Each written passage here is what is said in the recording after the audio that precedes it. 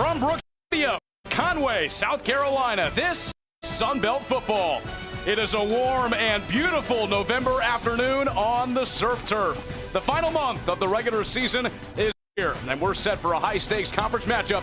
It's Georgia State and Coastal Carolina. Welcome into the broadcast booth alongside former Clemson and NFL defensive end Ricky Sapp.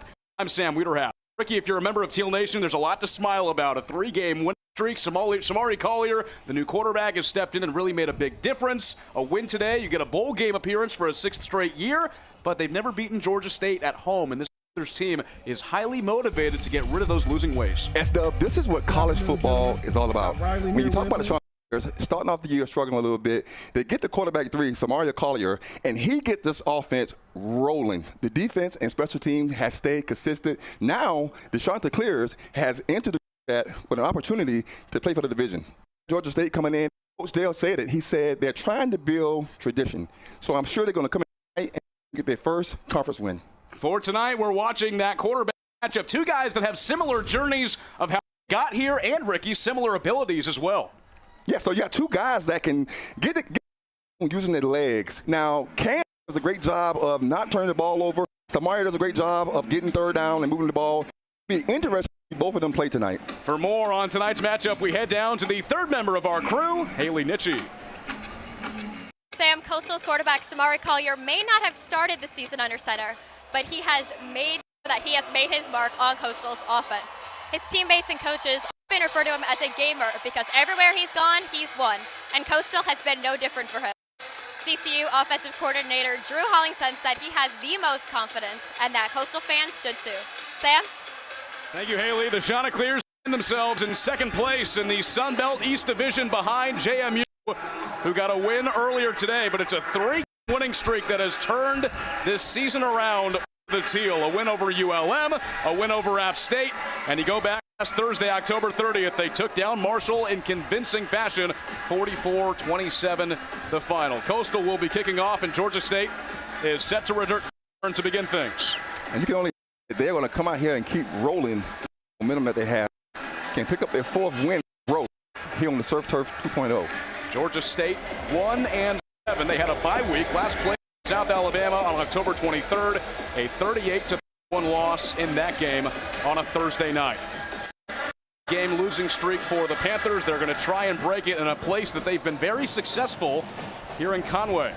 This is a game that you have to be careful with because this could be a trap game for the Chanticleers. Kickoff is up. Panthers will let it go, and we are underway from Conway.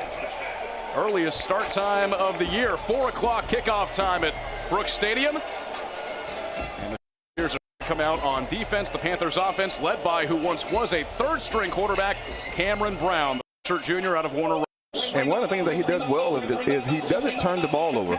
You know, we talked to Coach Dale about it, and he said he's a guy that comes in and he's careful with the ball and does a great job. Has thrown for over 1,100 yards this year, 20 touchdowns, 1 interception. He's also rushed 48 times for 275 yards, a trio of touchdowns on the ground. Brown's first play is a handoff to the running back up the middle. Big yardage and a first down on the first play from scrimmage. At 45-yard line, Jordan Simmons, the starting running back, redshirt senior out of Marietta, Georgia. They love to go hurry up after a big play. Right there, that was a simple inside dive right there. And a timeout and a coast injury on that very first play. It's Shane Bruce who's making his first start since Old Dominion. He gets up. Here's Cameron Brown. Started his first game of the year against Georgia Southern a few weeks ago. Now his 3rd start of the season. Spent 2024 at Texas Tech.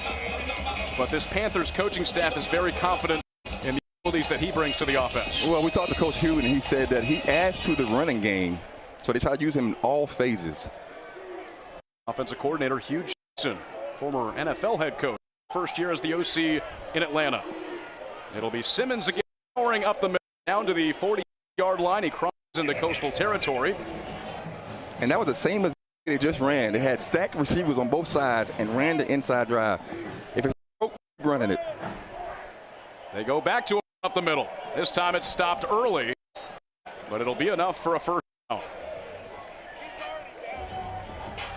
And that's big Trey Brown coming in to play right there, who's been having an outstanding season so far. Ricky, they've had 3 running plays. This Panther team comes in, the worst rushing team in the Sun Belt, averaging just 114.5 yards per game on the ground. Well, Coach Dale said that they want to be a run team. They play some tough teams that cause them to throw the ball. They want to get the run game going. They'll run it for a 4th straight time. Once again, it's Simmons, but he's stopped at the line of scrimmage, and a gang tackle for the Giants. I'll mark him at about the 41-yard line. So far, we've seen them come out and try to that run tonight.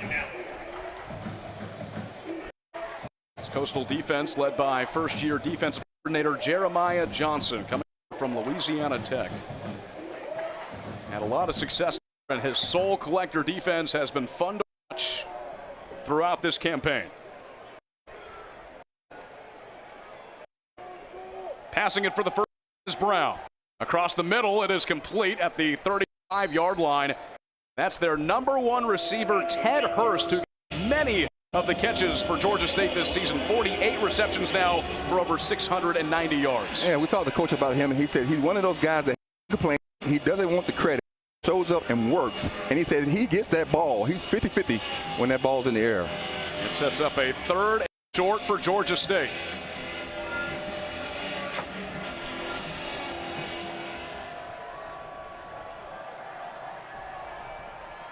Pass on 3rd and 1. He's flushed out and attacked by Coastal. Sacked at the 41-yard line on 3rd and short. That's my guy, Trey Brown, coming in and doing what I always say. Go get the quarterback. His 8th tackle for loss this season. And just comes in from the backside, wraps him up, and brings him down, forcing the Panthers to punt. And right away, we see the Soul Collectors get off the field on a big 3rd down. A little shocked there with the success they had early in that drive on the ground. They try and get Brown to pass, and Coastal just had it from the very beginning. Yeah, you would think that they would keep doing what they're doing. If it ain't broke, you got to keep doing it. Chanley, the runner, up in the air. And caught around the 15-yard line by Bryson Graves. And Coastal will have their first drive on offense, led by who also was once a 3rd-string quarterback, Samari Collier. We talked in the open, but he has made all the difference for this Coastal offensive momentum. He came in a spark, and the one thing I love about him is this: they have cut down on the turnovers, and he does a job converting on 3rd down and putting up points. Collier is starting his 3rd game of the season. Came in the ULM game in the quarter and handled that game well in what was a very tough environment with the rain. Got the win against App State, got the win against Marshall a week and a half ago. Collier's taken out on the first play. He's got plenty of room. Collier with a big run on the first play. Nobody near him. Collier with the legs. He will score. The main event. And we talked about a coach to that, and Coach said that Samaria is the main event. And on the first play, Samaria says, "Give it to me." Sports in the top 10 tonight. Amazing play right there. 5-yard touchdown rush for Samari Collier. Look at do that spin move. Samari, a.k.a. the spin machine. He has perfected that move. That's an amazing play right there on 1st down. Frute's extra point is up and good. The Chanticleers have a 7-0 lead, and it's Samari Collier. Main event on the first play. 85-yard touchdown rush for QB1.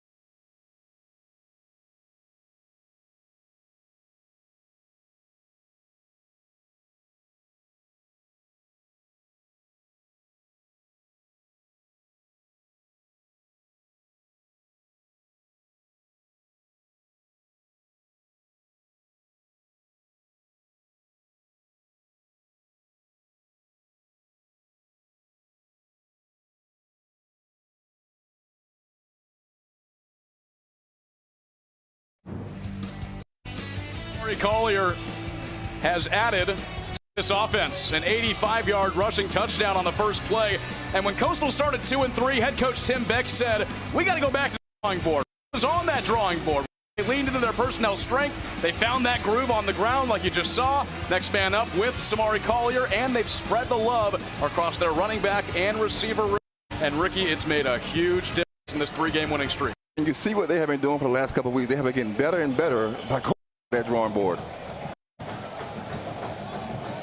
So Coastal on their first offensive play scores on an 85-yard quarterback rush by Samari Collier. Georgia State set to get the ball back after being shut down on downs. Their last drive got into Coastal territory, and they were stopped. Now, is it safe to say that Samari got some? Well, quite a bit. Such a quarterback because not only does he have speed, he's got his accuracy, he's got size as well. 6'2", over 230 pounds. And that was his longest run for Samari for the season. Longest run for Coastal as a team. Cameron Brown back out for the second offensive series for the Panthers. He'll try and do what he did. Brown levels a man, keeps going up to the 34-yard line. So on the quarterback, off his physicality for a 9-yard rush. And we talk about him and Samari being the same, having the same size, and right there, he runs the same play, lowers his shoulder for extra yards. Played 8 games as a backup for Texas Tech, mainly used in rushing scenarios a season ago. Airs it out this time, complete at the 40. It's Hurst once again. And driven back by Avion Jones for the Chanticleers. Check that. Miles Muyung gets the tackle, a first down for the Panthers. Now you would think that they would come back and go back to that run game. That they don't. Well, Hurst has been their main receiver for the past 2 years. Preseason All-Sun Belt first team entering this season after making it on the All-Conference second team a year ago. This time it's Brown once again up the middle for a gain of about 6. That's Moo Young right there coming in and play again.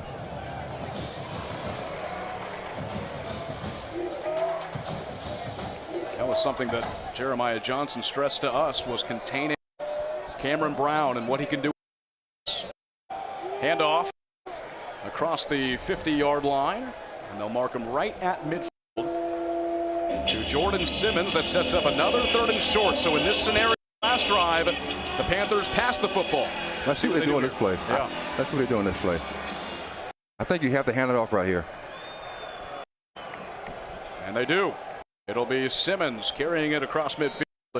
And good enough for a first down for the Panthers. Now, so far what we've seen out of Georgia State's line, they've done a good job of moving Coastal's line.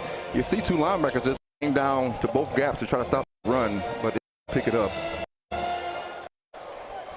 All 4 matchups here at Brooks Stadium between these 2 teams have been won by the Panthers. Coastal has won the other 4 matchups in Atlanta. The home team has never won in this matchup. 9th meeting between these 2 teams. Panthers led by second-year head coach Del McGee, longtime coach for Georgia. Handoff wrapped up from behind. It's Branson Robinson the carry, and Coastal will stop him for a gain of about 1.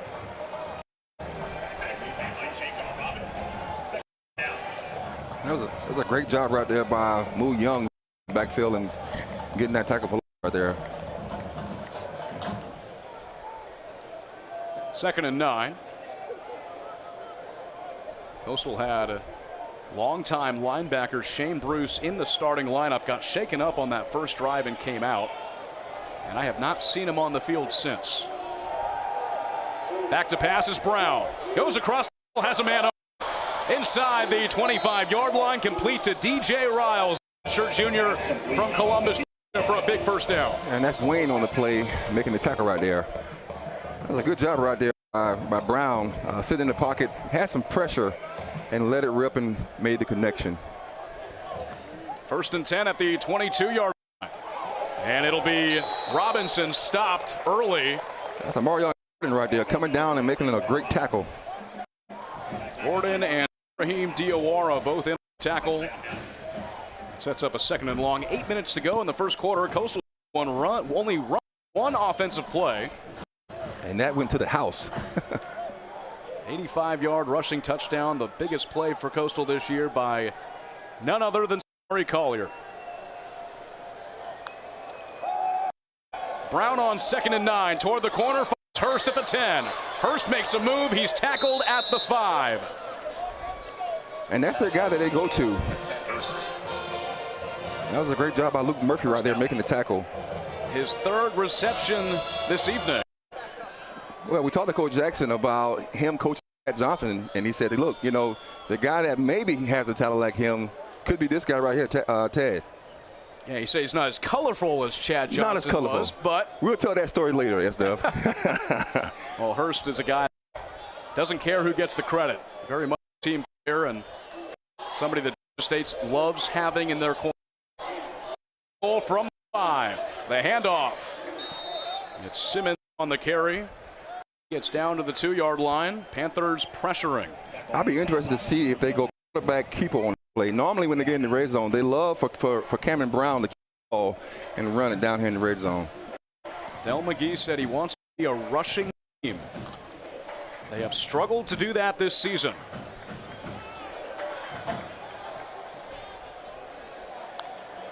Brown takes it himself. Brown to the goal line. Tries to catch over. Stopped just before it. And it sets up a 3rd and goal from about the inch line. And there it goes right there. They love to run him when they get down here in that red zone and close to that goal line. One more time. Brown tried to get on a stretch. Had a few guys in front of him. About an inch separating the goal line and the football. A power look for Georgia State. Same formation right here. And here goes Brown. Brown is... Did he make it in? Right at the goal line. He didn't get there. Still stops him on 3rd and goal from the 1. And if you coach Dale right now, what do you do? Go for it. State leaving that offense on the field. They've got about, I mean, you see it right there, a few inches to go. Chanticleer's bringing in those big bodies for this 4th down play. Jordan Simmons is the running back. And whistles. Tim Beck wants a timeout.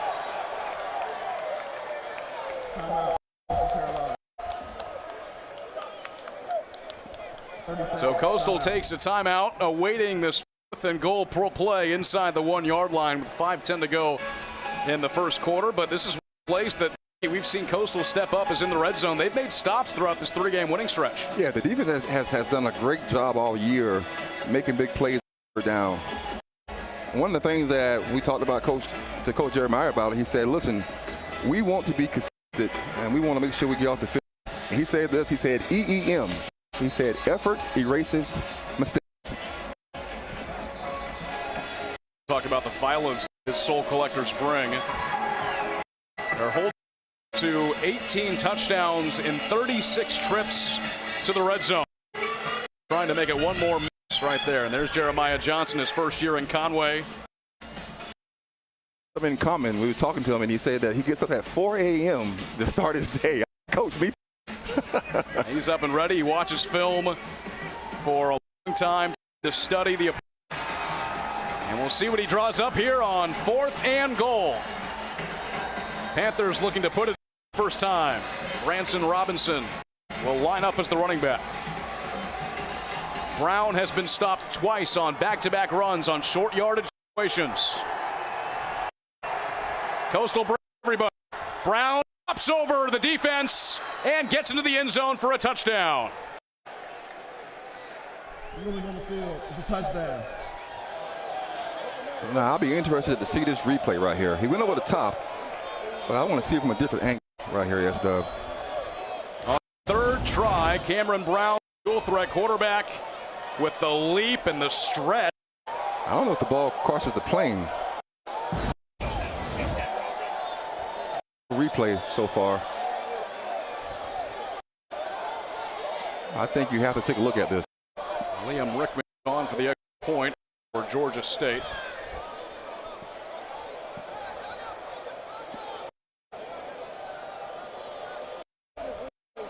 Brown trying to stretch it over. He was stopped at the line of scrimmage. He was able to get that arm and the football over. At least that's the field right now. So Rickman will line it up. Georgia State looking to tie it in the first quarter.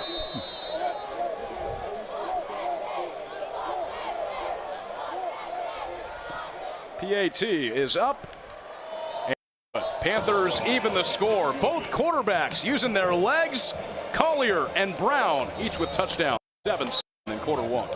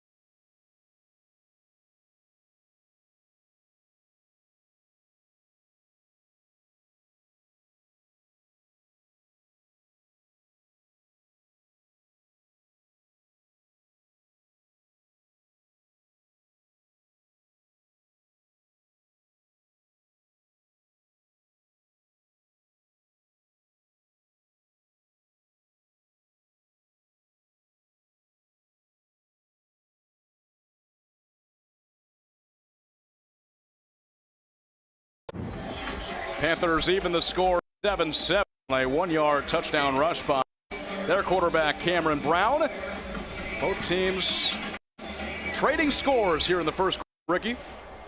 Well, so far we've seen both quarterbacks live up to the hype, using their legs, making great decisions, and scoring for both of their teams.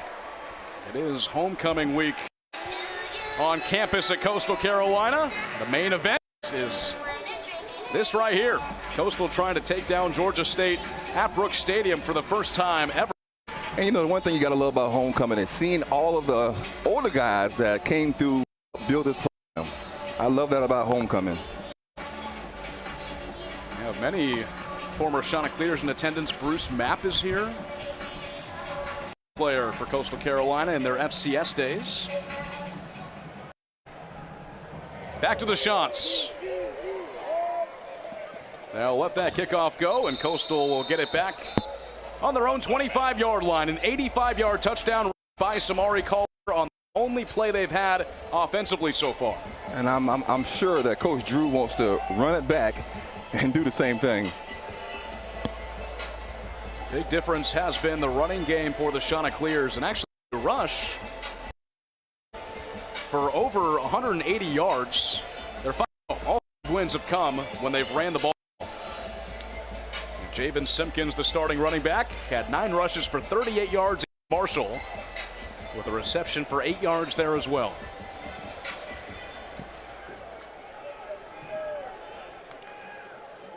Collier hands it off to Simpkins.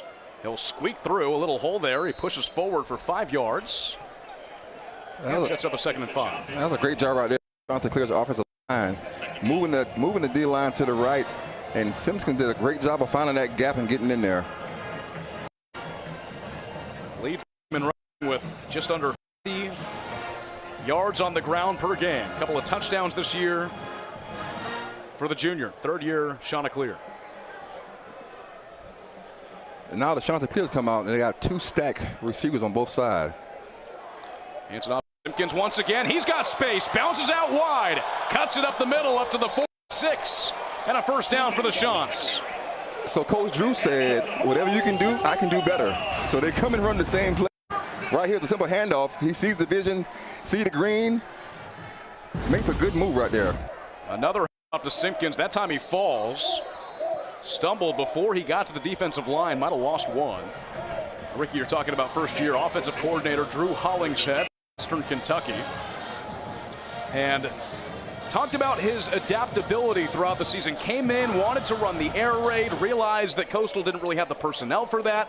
So now they've leaned into those strengths that they have, and they've pushed the ball on the ground. And the one thing he said is he had a coaching background, his dad coached, and he said he learned how to adapt coaching different guys, meeting them where they are. Now they get the freshman Dominic nicely involved in the running game. He tries to break free. He maybe got 1 yard. It'll up a 3rd and long for the Chanticleers near midfield. Nicely, he's been a big part of the running game as well. Had a 59-yard touchdown rush against Marshall. Yeah, last game he had 5 rushes for 76 yards. Coach Drew talked about him being one of those guys that at 6 a.m. you hear him all across the building. Said he's never seen a freshman come in and then be that young, but he's act like he's 25. Ready for the moment. Turned 19, but he acts like he just turned 25, right? Hey, he's ready for the moment. 3 minutes to go in the opening quarter. Collier passing for the first time today. Has a man for a first down. To the near sideline, inside the 30-yard line. It's Carmelo English. His last reception of the year, his 6th reception this season. Talk about spreading the love. English gets involved. And you know, that's what Coach said. He said he want defensive players to have to cover the sideline. He wants to spread the ball to all receivers. Has it, flips it off to Jamison Tucker. Positive yardage near the 2-yard line for Tucker. He gets to the 21. English hadn't been involved much in the offensive game. Said just his 6th reception this year. Down catch, and Tucker picks up about 7 yards there.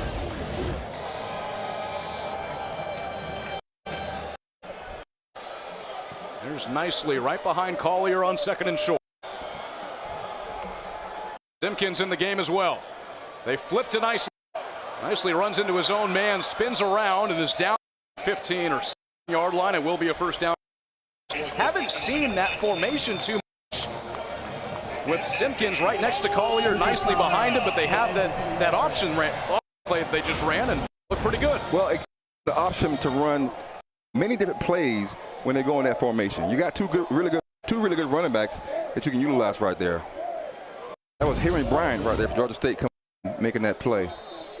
Now it's on Edwards as the running back inside. 2 minutes to go in the first quarter. And going back to what we said earlier, Drew said that he wants to spread the ball out to everybody, not just one person. He wants the D coordinator to have to cover sideline to sideline and not focus on one guy. They get it to Robbie Washington. Around, breaks a tackle, and he's in for a Teal touchdown.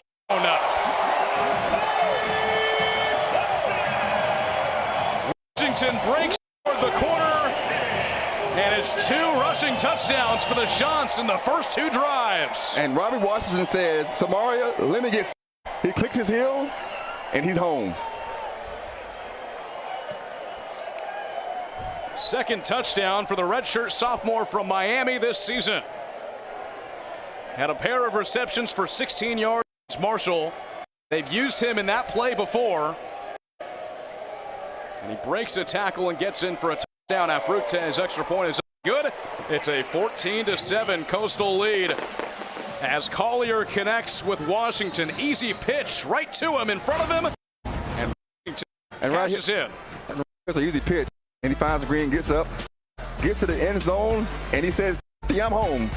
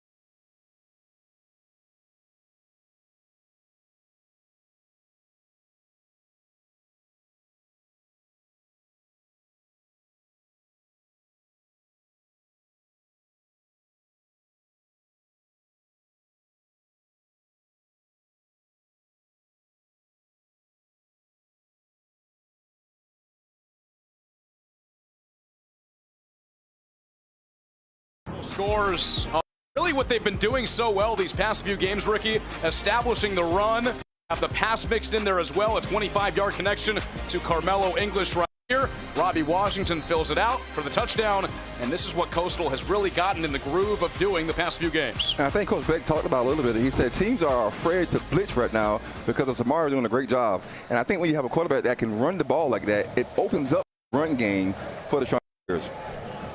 A 16-yard, what's considered a catch to Robbie Washington for the touchdown as that one rolls out of bounds, and Georgia State will start off with pretty good field position as LaForge's kick bounces off the sideline.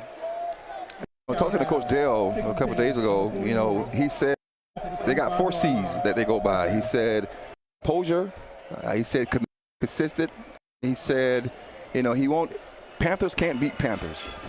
And he said they have to be able to beat. 5-game losing streak for Georgia State. They're 1-7 on the season, have not won a Sun Belt game yet. But Coach McGee was saying that we're not losers. We got to have that champion mindset. And we know we got talent in this room. And he said champions do what champions do daily, and they keep working. Cameron Brown passing. Brown airing it out across the middle, over the top. It is caught by Hurst inside the 10-yard line. Ted Hurst has another reception, and it sets the Panthers up beautifully. And that's that big play-making ability that they're talking about that he'd have. They said he's 50-50 when the ball goes up. You know, I think we can call this, you've just been Moss. That was a beautiful dime by Brown to Hurst. Panthers looking to score once again. They'll float it to the end zone. Hurst, too tall. But you mentioned it, Ricky. This Panthers coaching staff said the best thing about Ted Hurst, one of his many great abilities, is he's able to go up and 50-50 balls, and we just saw it. Yeah, we just saw it. Big play right there. Really good job of him going up and grabbing the ball at the highest point and then bringing it down and securing that ball. A 57-yard completion. Now 2nd and goal for Panthers. Let's look and see if they use Cameron Brown right here on that quarterback draw, which they love to do when they get in the red zone.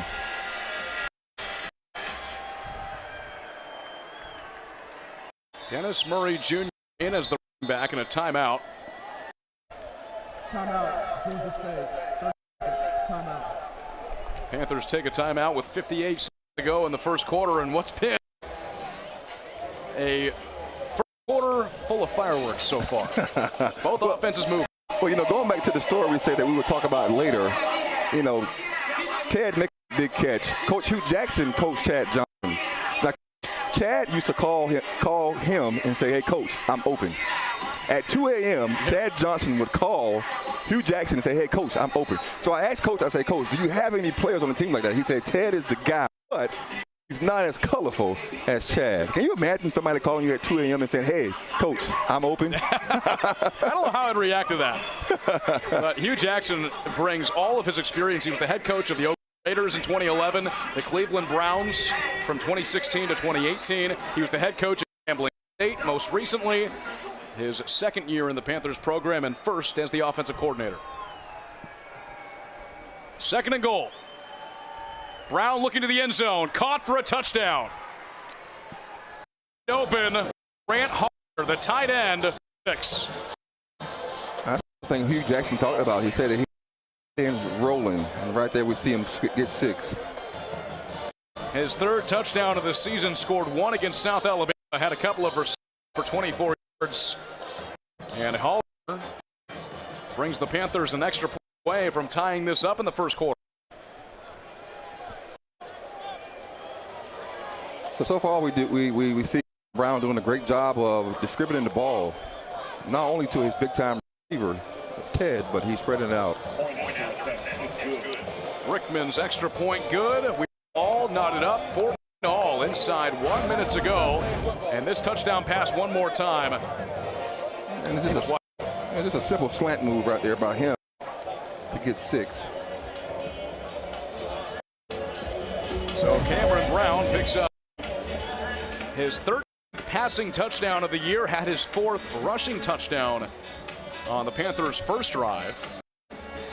So far It seems like Georgia State has come out and tried to establish a run, but now the run game has opened up the passing game for them. That's exactly what their coaching staff was hoping would happen. Yeah. Chanticleer set to get the ball back. A win tonight means bowl eligibility for a 6th consecutive season. I was saying earlier today, but should not go overlooked. It's hard to get to bowl games. You got to get wins, and for a program to do it 6 consecutive years, there's a lot of programs that haven't figured it out, but Coastal Carolina's had success in this decade. A lot of hard work and dedication goes into trying to get to a bowl game. I love going bowling. What about you, S-Dub? I like to go bowling. Oh, of course. Best part of the year. Chanticleers will start it off on their own 25-yard line. And we'll see Samari Collier in this offensive group once again. 160 total yards for the with 109 of those on the ground, 41 through the air. And for more on QB1, here's Haley Nitchie. Sam, when we talked to offensive coordinator Drew Holling said earlier this week he didn't have enough good things to say about Samari. He said that he got juice and is a guy who just wants to play the game. Coach says next steps for Samari be to help him be more efficient when throwing the football and to find ways to let him. Sam? More efficient on those first and second down plays. A first down play will be a handoff up the middle, not going for anything. As Simmons took the carry right to the line of scrimmage. But talking to Coach Beck earlier this week, I asked him, I said, are you comfortable with Samari running the ball as much as he does? Because some quarterbacks don't like that. Quarterbacks can be fragile sometimes. Now, with his physicality and his size. He's his own man, and he can run the ball, and he can handle it. Let him do us. Quarterback draw call. Finds the space. And what could be the play of our opening quarter. And that was Robinson right there. Transfer from Coastal came in and made it. Also have Josiah Robinson, who's one of the leaders on this Panthers defense. Another Coastal transfer. That will take us to the end of the first quarter. Both offenses have showed up to play here on Saturday. Tied up at 14. Coastal and Georgia State in conference matchup as we begin the month of November.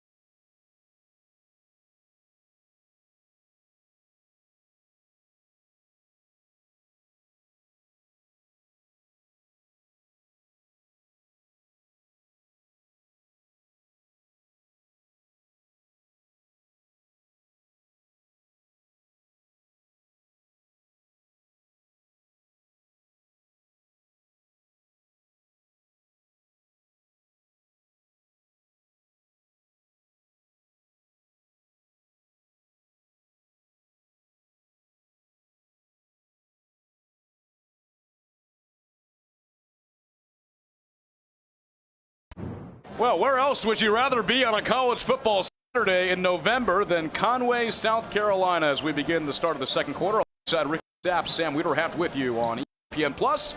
Offenses came to play 14 all.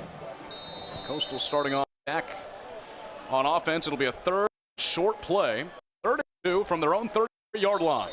Well, let's see if the main event keeps the ball here. You got a flag as we begin the start of the second quarter. Offense, number 58, 5-yard penalty, third down.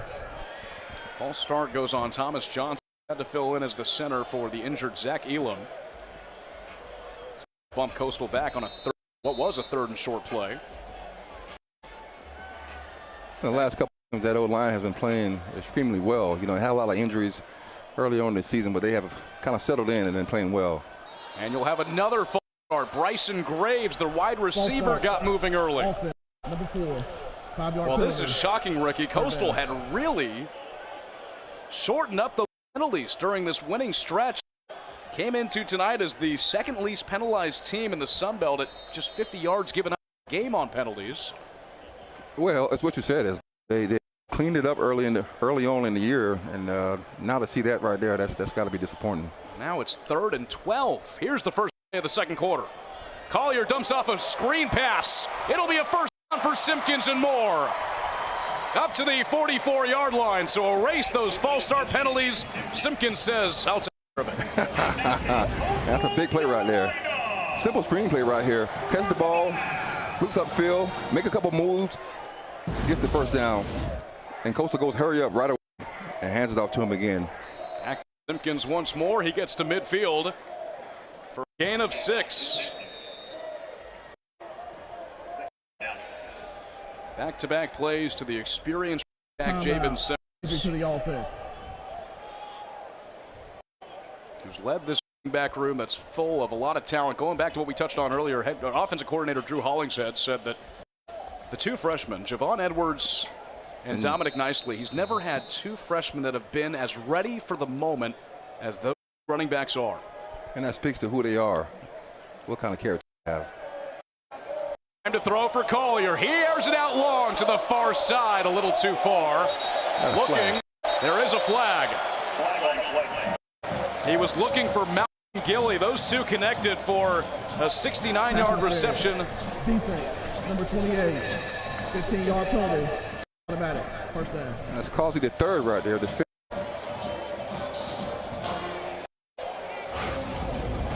Coastal picks up the high call. right there, he pushed shoulder pads. I'm sure that's what the ref saw. Bernard Causey the third, the redshirt freshman from New Orleans. Spent last year at LSU. Fresh set of downs for Coastal in enemy territory. Collier, the pitch. Gives it to Edwards. Pushes forward to the 30-yard line. That was a great job again by Robinson, the transfer from Coastal, coming in and making that play. You know, we asked Coach Travis about him, and he said one thing about him. He said he is a dog, an amazing leader, a guy that you want on your team. He was at Coastal in 2022, a guy that his coaching staff says demands the standard. 2nd and 5.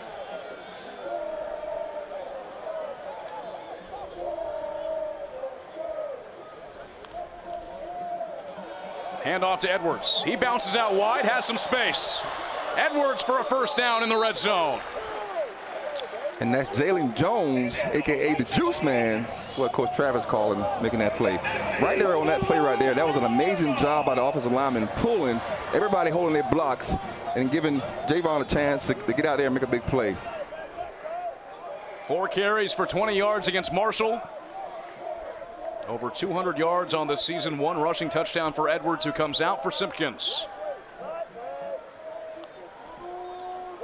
Collier passes around. Coastal goes the other way. It's Washington once again, and hit hard at the 16-yard line. It was 2 players for Georgia State that got in on the tackle. That was an amazing job by Henry Bryant. Big fella said, hold on, I got a little bit of speed. That was a really good pursuit angle right there, making that play. That's a trick play right there, and Coach Drew talked about it. He said he likes to carry at least 3 to 4 trick plays into a game. Yeah, he loves running those trick plays. We've seen Bryson Graves pass the ball one time in the last 3 games for Coastal. Coastal goes on the ground once again on 2nd and long. That's a great tackle right there by Kendrick Walker coming in and making that play. Breon Townsend gets in the mix at running back. Seen him a little bit this year.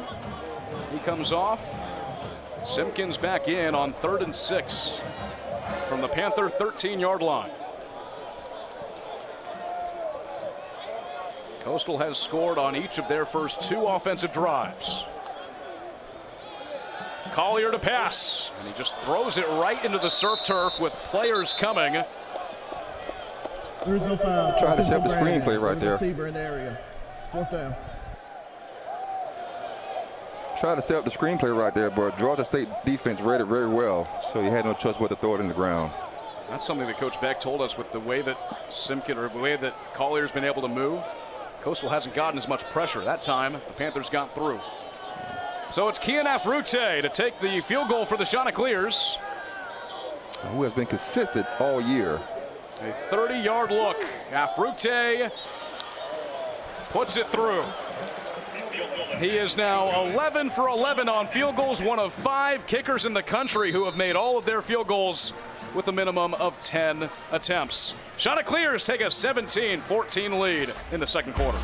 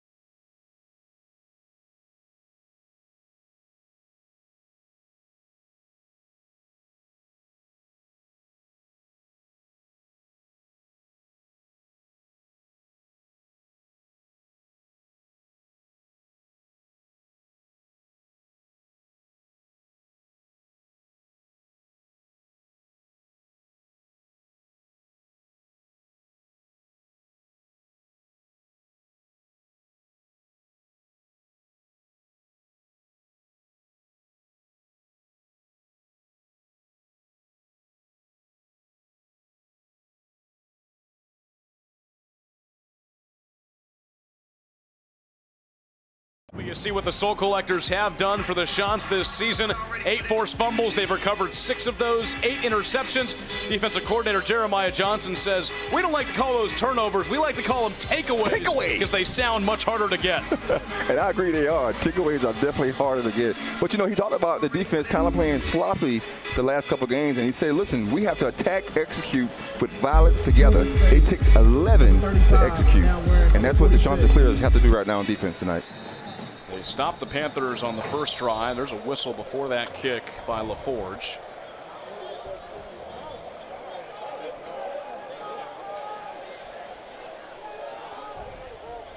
Don't see any flags on the field.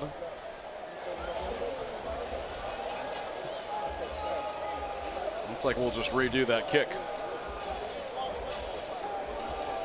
I see the referee talking with special teams coordinator Josh Miller in his 6th year with the Chanticleers. Great turnout here at Brooks Stadium on Saturday evening. Well, yeah, you said it earlier, Esther. What better place would you rather be than right here in Conway on the Surf Turf 2.0? You know, around the country, it's November. It's starting to get a little cooler. Not here. It's 75 degrees, sunny, and a beautiful evening for the first football game in November. What'd you say earlier about November games, Ricky? Everybody remembers what happens in November. That's right. Now we're set to go.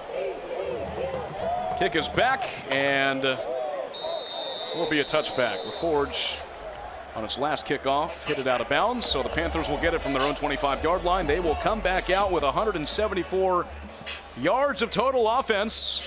56 of those have been on the ground, and they've used that running game to establish the pass with over 110 passing yards in this game so far. It's going to be interesting to see what Coach Jeremiah comes out and do for this passing game, because right now Ted is having a great game right now. So you have to come out and take him out of the equation right now for this offense. And here's that same formation right here that they started off with. They got stacked receivers on both sides. Let's see what they do. And the last time they went into this formation, they ran the inside drive. Let's see if we see it right here. Here's a flag. False start. Offense, number 59. 5-yard penalty. First down. Now, on the other side, we talked about how Coastal's been limiting those penalties. Georgia State has the most penalties. That was their 80th of the season. Most penalties in FBS. They're giving up over 78 yards a game in that category. First and 15. Ball pops out. Picked up by Brown, but he is leveled for a loss. Tyler Moore gets in there and brings the pain on the first play. Right here, it seemed like it was a miscommunication right there. He was going to hand it off, but he kept it. Coming into this game, Tyler Moore had played only one game against Old Dominion. He makes his name known on the first down play. Low snap. Panthers having trouble with the football. They get the pass off. Short little screen play. Coastal is all over him around the 13-yard line. That's a Marion Gordon coming down and making a big play right there. Gordon makes the play. It was complete to Javon Robinson. You see a low snap there. Panthers getting a little careless with the football, and it's cost them. Third and a mile right now. It seems like on this drive they are self-destructing right now. You just talked about how they have so many penalties right now, and right now we're seeing that. Mark it 3rd and 21. Marion Gordon, transfer from Southern California. His second year with Coastal. Empty backfield for Cameron Brown. Coastal rushes 4. Brown will rush himself. And he is put down at the 19. Coastal stops Georgia State for the first time since the first offensive drive, and the Panthers will have to punt pretty deep in their own territory. And that's what Coach Jeremiah wants to see out of the Soul Collectors right here tonight, making the play and putting the offense back on the field. And take advantage of those mistakes. The fumble on the handoff and a low snap as well. Well, we talked about it earlier with Coach Dale. He said Panthers can't beat Panthers. And right now it seems that they are kind of self-destructing right now. Not a great punt from Reed Chanley, who comes in as the second best punter in terms of average in the Sun Belt. Coastal will have the ball in Panther territory when we come back with a 3-point lead.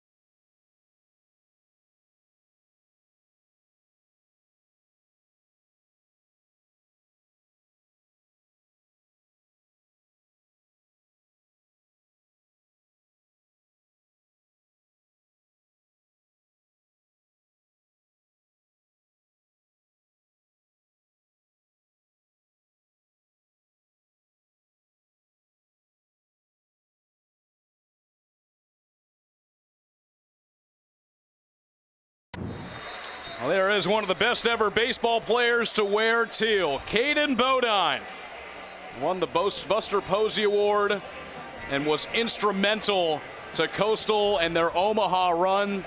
National runner-ups. Bodine is back in Conway. He was a first-round pick by the Orioles this season. And Caden Bodine gets a standing ovation from Teal Nation. It's always good to see one of the greats come back home and be in front of these fans. Head coach Kevin Schnall right there with him. 1st and 10 for Coastal. They start their drive at the Panther 45-yard line. A punt that went just 26 yards. Collier keeps it, stiff arm. And Collier will divert out of bounds. That was Marlon Dean right there running them out of bounds. Coastal scored touchdowns on their first 2 drives, then a field goal in the second quarter, 30 yards by Afrute. And here they are for a 4th offensive drive, up 17-14. The handoff goes to Simpkins, runs into his own man. Looks like the ball came out. He's still got it. And Simpkins gets to the 41-yard line to set up about a 3rd and 5. That was a great run by him, so glad he recovered that fumble. Right here, the O-line does a great job right here, staying on the block. He sees the gap, gets in there, drops the ball, but then he recovers it. 3rd and 6. Simpkins has 6 rushes for 72 yards, a long of 44. Collier passing toward the sideline, right at the first down marker. It's complete. That's Malik Mega with the reception. Pass complete to Malik Mega. Right near the first down marker, and it looks like he might be a tad short. It is 4th and inches. And Coastal's going to go with the hurry-up offense right here. Collier takes it himself. He's got the first down up the middle. Collier with the legs again inside the red zone. And that's what he does an amazing job of, knowing when to convert on 3rd down and making the big plays. The main event is here. 85-yard touchdown rush on Coastal's first play. This was on 4th and inches. Look at that hole the offensive line opened up. And that was amazing vision right there by Samaria, seeing that hole, hitting it, and getting much as green as he can.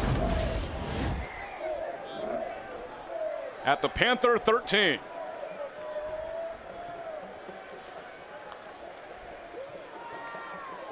He's got time. Standing still, heads to the end zone and overthrows it. I think he could have sit back there and made him a sandwich. That was a great job by the O-line right there, blocking right there. He was like a statue back there, just standing up tall, but his throw intended for Edwards is too high. It sets up 2nd and 10. Well, you know, we talked to Coach Beck and Coach Drew about Samaria, and they said the same thing. They said he is a gamer. He said not necessarily a practice guy, but when it's time to get on the lights, he plays, and he plays extremely well. 2 years at Hutchinson Community College in 23 and 24. Had to wait a little bit this season. Started off as the 3rd-string quarterback, but he's taken advantage of his opportunity. Goes across the middle, passes incomplete. And that's that RPO that Coach Beck was talking about that they are able to do with Samaria. Intended for Carmelo English. A picturesque scene at Brooks Stadium. You got to love it over here in Conway, South Carolina.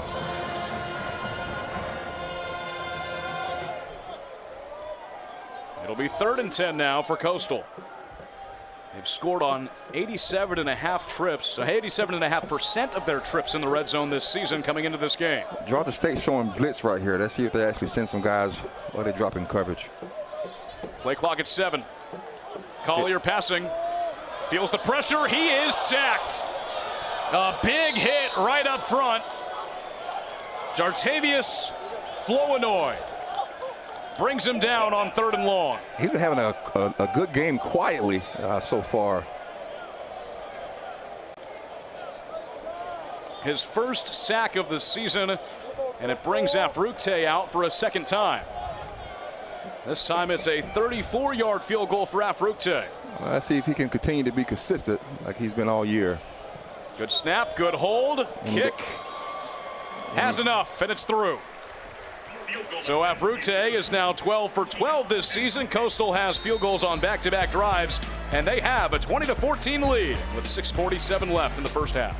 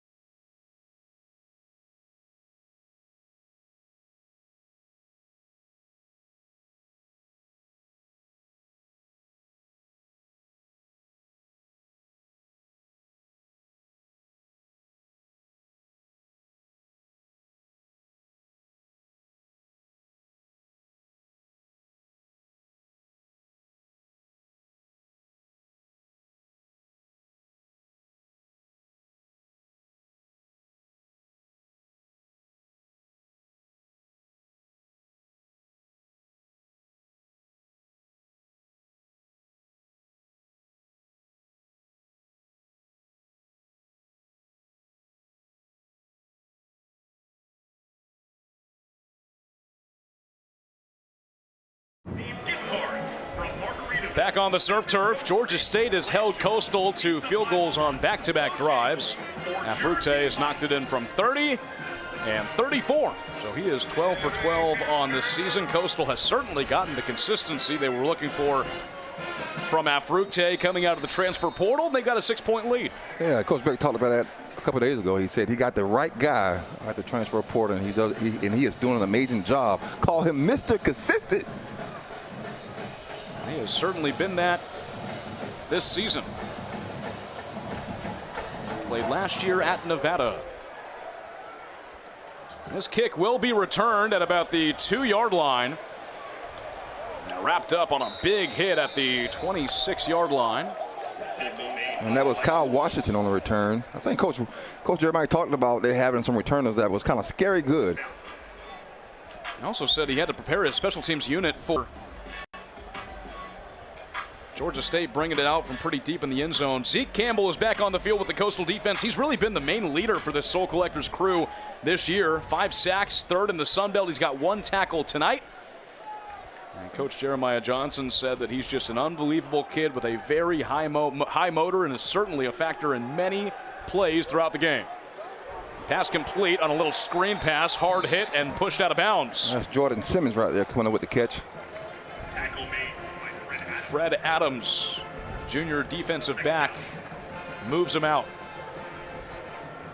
And talking about Zeke, I think he's everything you want in a DN. Has the length, has the motor, has the speed. Does a great job getting to that quarterback. 2nd and 9. Simmons, the leading rusher, 8 carries for 49 yards, a long of 20. He gets the ball once again, trips and falls. Didn't look like anybody had really touched him. And that was Jordan Simmons right there. The front side guards pulled. He had blockers in front of him, but he tripped on his own feet.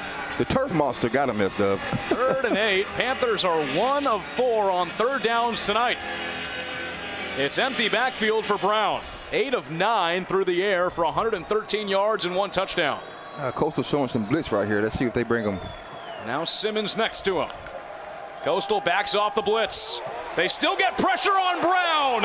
There is a flag. But Coastal breaks through with Walt Gray, the junior linebacker, with the pressure.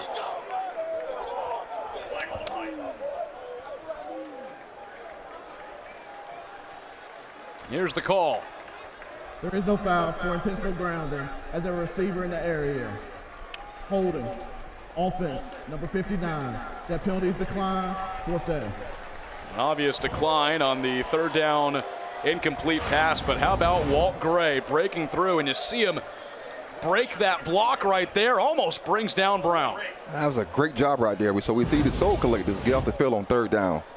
Once again, Coastal set to start their next offensive drive in beautiful field position. Graves back to return the punt.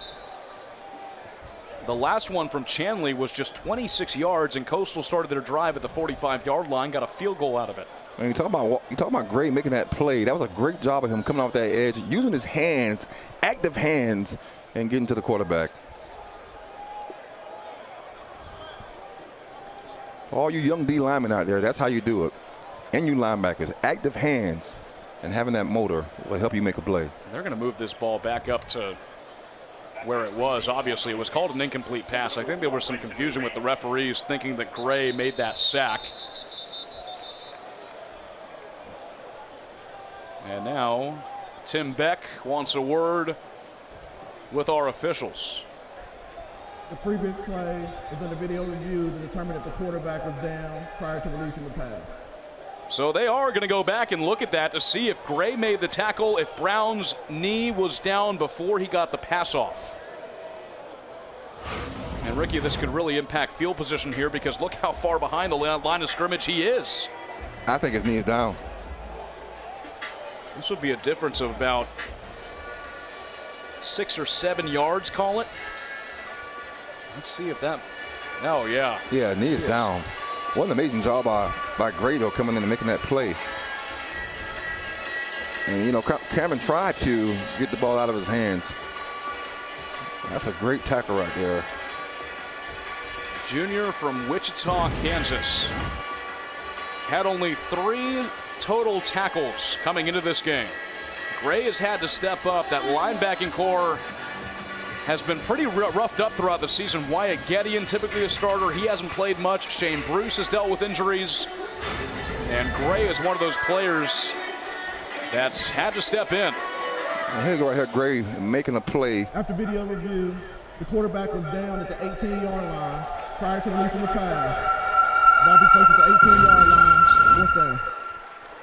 So yeah. That'll go down as a sack, Ricky. Oh, yeah. You know, sacks get you paid.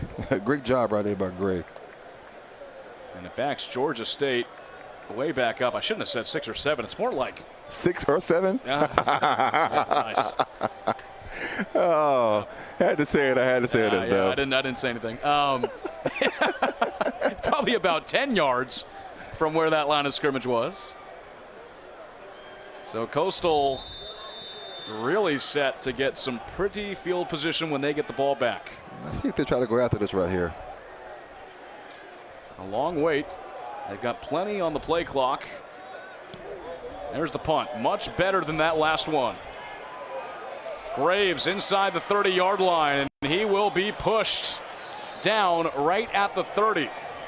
That was a great tackle by Tyson McCray right there coming down and making the play. Strong punt by Reed Chanley, who came into this game averaging 48.6 yards per punt. Good for 2nd in the Sun Belt, right behind former Chanticleer Evan Crenshaw, who's at Troy now. And he really shows off the leg to pin Coastal back at the 31-yard line. Here's Samari tonight, 4 of 7 for 67 yards. But look at that, 112 rushing yards. That's been the difference. He does an amazing job with using his legs and making something happen. I'm just waiting to see that spin move. Well, he's had such good holes tonight and so much running room, he hasn't had to use it. 2 backs to his side. Collier airing it out long down the sideline. It's incomplete. Looking for a flag.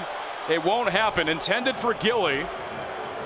That was a great job by Kaji, the 3rd defending right there.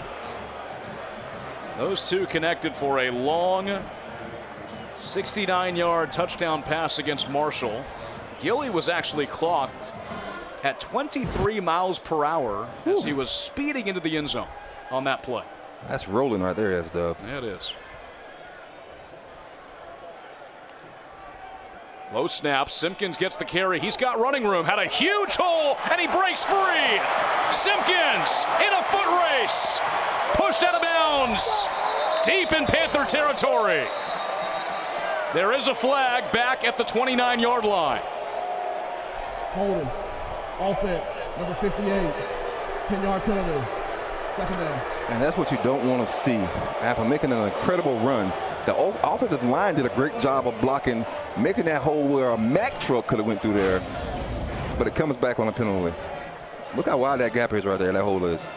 Might have called it on Thomas Johnson. I couldn't hear exactly who they called it on, but it might have been Johnson, the center.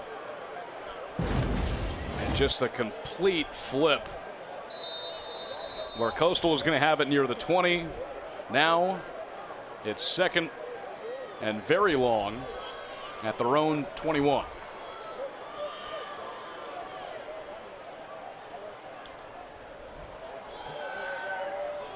Back to the sideline. It is incomplete. I thought Really Malik grabbed that and kept his incomplete feet pass. and Third down. bounds on that one. I think Mega bobbled it a little bit. Didn't have a reception against Marshall. He's been targeted and had 10 receptions so far this season. Yeah, I think you're right there, Dub. Didn't have full control right there going out of bounds. 3rd and 20. 4.5 minutes to go in the first half. Panthers looking for a stop to get the ball back and possibly take the lead before halftime. They'll hand it off on 3rd and long. Edwards to the 26-yard line. And that's Big Harry Bryant right there making the play on that 3rd and long. So a holding call on what was a long Javen Simpkins rush for 51 yards. Sets Coastal back, and they'll have to punt for the first time tonight with Emil Sebafunde. So if you're Coach Beck, are you kind of worried about the team going back to having penalties, especially on 3rd down, when they've been doing a good job of converting on 3rd down? Penalized 3 times for 20 yards tonight. Javon Robinson back to return for the Panthers. Lets it go and takes a Panther hop. Coastal will down it at the 36-yard line. Well, I see what Hugh Jackson, let's see what he can drop right here to get these guys going on offense with Cameron Brown. Georgia State has had to punt their past 2 drives. In those last 2 drives, they've lost 14 yards collectively. Coastal's defense has really settled in and have started to figure out Cameron Brown. But the one thing we haven't seen him do is turn the ball over, which we talked about him doing a good job of not making many mistakes. Flag. False start. Offense, number 56. 5-yard penalty. Still first down. So make that the 3rd penalty on Georgia State tonight.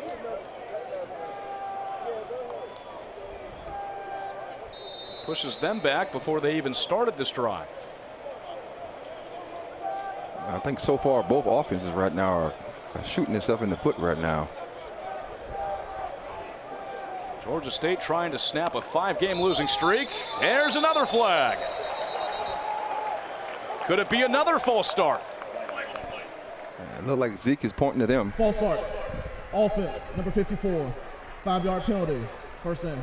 So wasn't it Coastal that a few drives ago they started off with back-to-back false starts? Yes. And then Javen Simpkins erased it with a rush and got a first down. Now Georgia State is starting with back-to-back false starts before their drive even starts. Now, do you think they're trying to mimic each other right now on offense and leave it to the defense to win the game?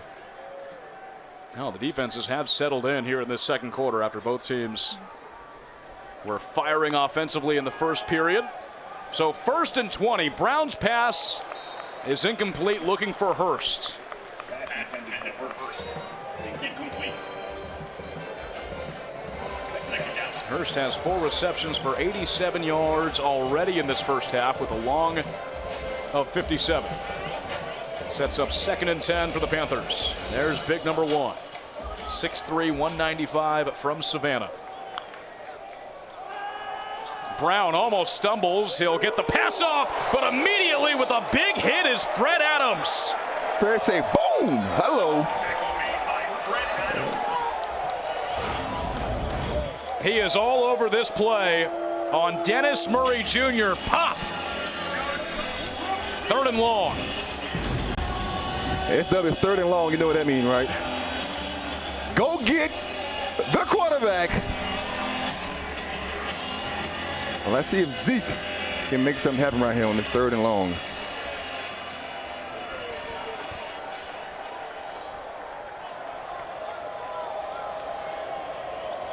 Panthers 1 of 5 on 3rd down plays tonight. Whistle. I think we have another false start. Timeout. Timeout, Georgia State. 30 seconds. Timeout. So the Panthers want to think this one over. They only have 1 timeout left in the first half. Coastal has 2, plus the 2-minute timeout. So stop them on 3rd down here, and you should have a decent amount of time to put in one more score before halftime. Yeah, and I think the biggest thing right now Coach Drew wants to see his offense do is come out and run this 2-minute offense and try and get some points going at halftime. This drive is almost, I want to say, a mirror of Coastal's last drive, because Coastal had that big rush that put them down near the red zone. It was called back for a holding, and now penalties are haunting, I should say, Georgia State with those back-to-back false starts to set up a 1st and 20 before their drive even got going. So they pushed them back quite a ways, and they just have not been able to do much on offense here the past few drives. They've punted back-to-back drives. The Soul Collectors settling in. Yeah. And we talked about that earlier, how they have been consistent all year, and they're showing it here tonight. Last 3rd down play was a sack by Walt Gray. 3rd and long. Coastal brings the pressure. Brown gets the pass off. Hurst incomplete. Threw it to the sideline and out of bounds, trying to find his favorite target.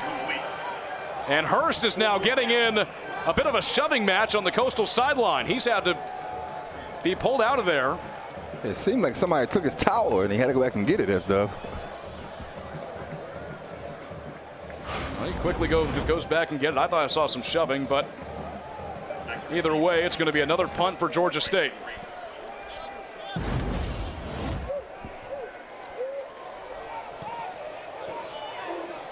Graves runs it with momentum. Graves across midfield to the 45-yard line in Georgia State territory. Man, Kendrick Walker comes in and saved the play. Amazing return right there by Graves. They'll mark it at the 46. So Coastal once again starting in Panther territory with 2:29 to go, 2 timeouts plus the 2-minute timeout before halftime. And now right now, if you're Coach Drew, you want to drop something right now, get some points on the board going into halftime.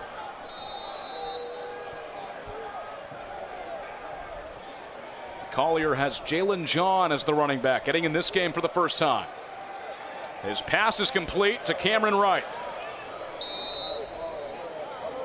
1 reception for 24 yards in the Marshall game. That was his 13th catch on the season. There's a lot of guys, Wright is included in that. A lot of receivers that have up over 100 yards. Nobody's really separated themselves on this Coastal offense. And Drew Hollingshead said, we like that. We like to share the football. We like having a lot of guys touch the football. As we hit the 2-minute timeout, Coastal rolling. When we come back, we'll see if they can score before halftime with a 6-point lead.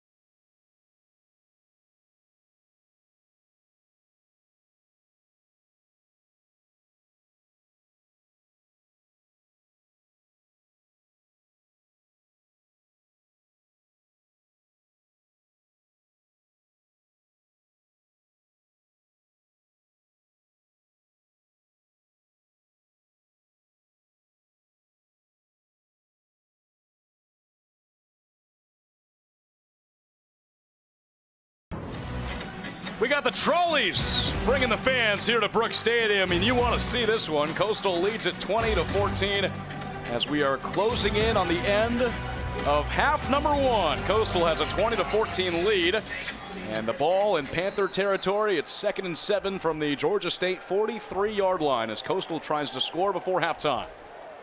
They'll hand it off on the second play of this drive to Javon Edwards, who makes the most of this play. Edwards bounces out wide to the sideline inside the red zone. Started off going left, ended up going right for big yardage. Watch the offensive lineman right here. They do a great job. They pull. He sees that, make a move, cut back to the right, and keeps going. Avoids a tackle right here and makes something happen. That was an incredible run right there. I'll hand it off to him once again. Runs into Panther defenders at the 16-yard line. Kedrick Walker, linebacker that stopped him first. With a minute and a half left, Coastal can really do what they want here. They got 2 more timeouts.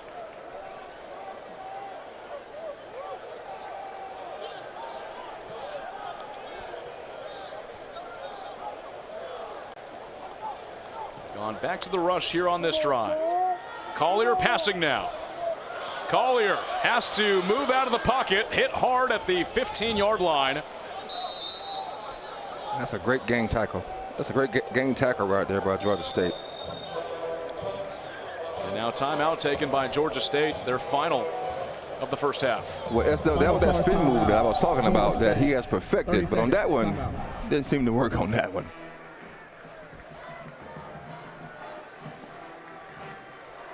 Coastal has had 2 field goals and a punt in this second quarter. Scored touchdowns on their first 2 drives. Have yet to see the end zone since. Panthers take a timeout, and I think that they can get the ball back here because stop on 3rd down. Coastal can shave some time off that clock. Coastal's obviously going to try and get some points if they don't convert on 3rd down. But there could be a scenario where Georgia State gets the ball back and they want to score before halftime. Points going into the locker room certainly gives you momentum. It definitely does. That's what you want. Especially if you're the head coach at OC, you want to go into the halftime with some momentum. It's 3rd and 7 from the Panther 15.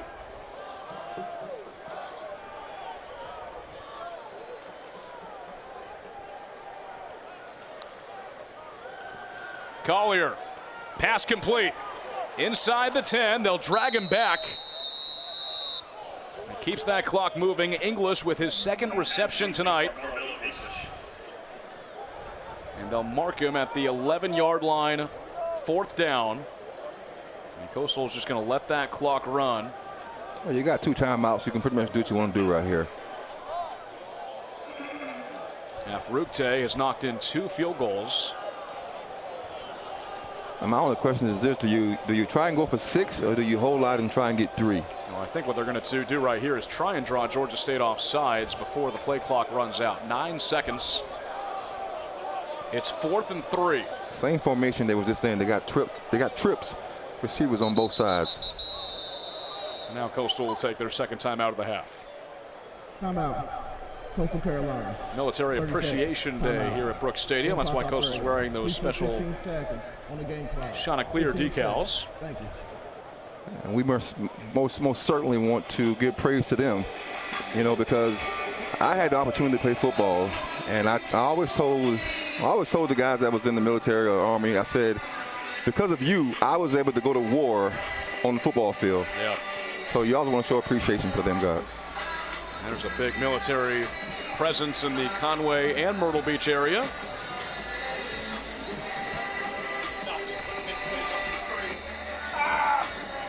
Well, we both was on 2 battlefields. My battlefield was a whole lot safer though. So I thank you to the military for doing amazing work. This will be a 28-yard field goal for Kian Afrukte. He's hit from 30 and 34 yards tonight. Now let's see if Mr. Consistent can keep it going right here. To make this a 2-score game. And he does. Afrukte is pure. Pure. I like it. For a 13th time this season in 13 tries, Kian Afrukte knocks it through. He's got 3 more field goals tonight. And Coastal has a 9-point lead with 12 seconds remaining. Panthers have no timeouts. Well, after that offense was rolling there, Ricky, in the first quarter, Panthers have stepped up in these second quarter drives where Coastal has started off with really good field position. So I'm saying for Georgia State, for the defense, some of those drives end up being wins, but based on where Coastal started on the field and how they've been able to hold the Shawns to 3 field goals here in the quarter. Yeah, so they've been playing extremely well on defense, but right here you see the Shawns have been able to put up points right here. And if you continue to be consistent with his field goals. This is a Georgia State team that held JMU a few weeks back to 14 points. They lost that game 14-7. And the defensive coordinator, Coach Travis, talked about it. He said his defense has not been able to put together a 4-quarter game. And they're just looking for more execution at a more consistent level throughout the entirety of the football game. Yes, yep. LaForge's kick is boomed. Back for a touchback. So we'll see if Georgia State tries to do something at the end of the first half. They've got 168 total yards, 116 of those through the air. And they started off rolling, and then all of a sudden they started to self-destruct with some penalties. And they have punted on 3 consecutive drives in the second quarter. Difference is Coastal has taken advantage of their good field position and knocked in 3 field goals. Just a beautiful night for football in the beginning of November. Panthers will rush the ball. That'll take us to halftime. Coastal Carolina takes a lead into the locker room. 23-14 after the first half. Chanticleers scored 2 touchdowns in the first quarter, and then it was the Kia Nafrute show in the second quarter with 3 field goals. Pretty positive things offensively. Ricky just looking to complete more drives now. All they got to do is come back out and continue to put drives together, convert on third down, and get in the box and score. The defense is continuing to play consistent. They got to keep rolling. Chanticleers are 1 winning half away from becoming bowl eligible for a 6th consecutive year. They've won 3 straight games. They've got the lead now in this one against Georgia State.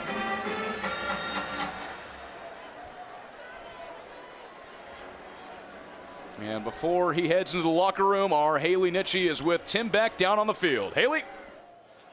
Coach, Samari is having himself a game. How are you liking his game as well as your offense? Good. I mean, you know, I wish we've had some opportunities down in the red zone. We missed some things. We gotta convert some of those to touchdowns instead of field goals, and we'll straighten those out. I think our defense has settled down a little bit after the first couple series, figure out what they're doing. I like the kind of way we're playing right now. We just got to try to finish them off. Thanks, Coach. Take it away, Captain. Haley, and I think the big thing there, Ricky, Tim Beck says that defense has really settled down, and we saw that at the end of the first half. Yeah, we've seen the Soul Collectors come out and be consistent and make plays and show up when they need to on third down. 23-14, the score after 1 half of play in Conway. Chanticleers in front. We're back with second half action shortly on ESPN+.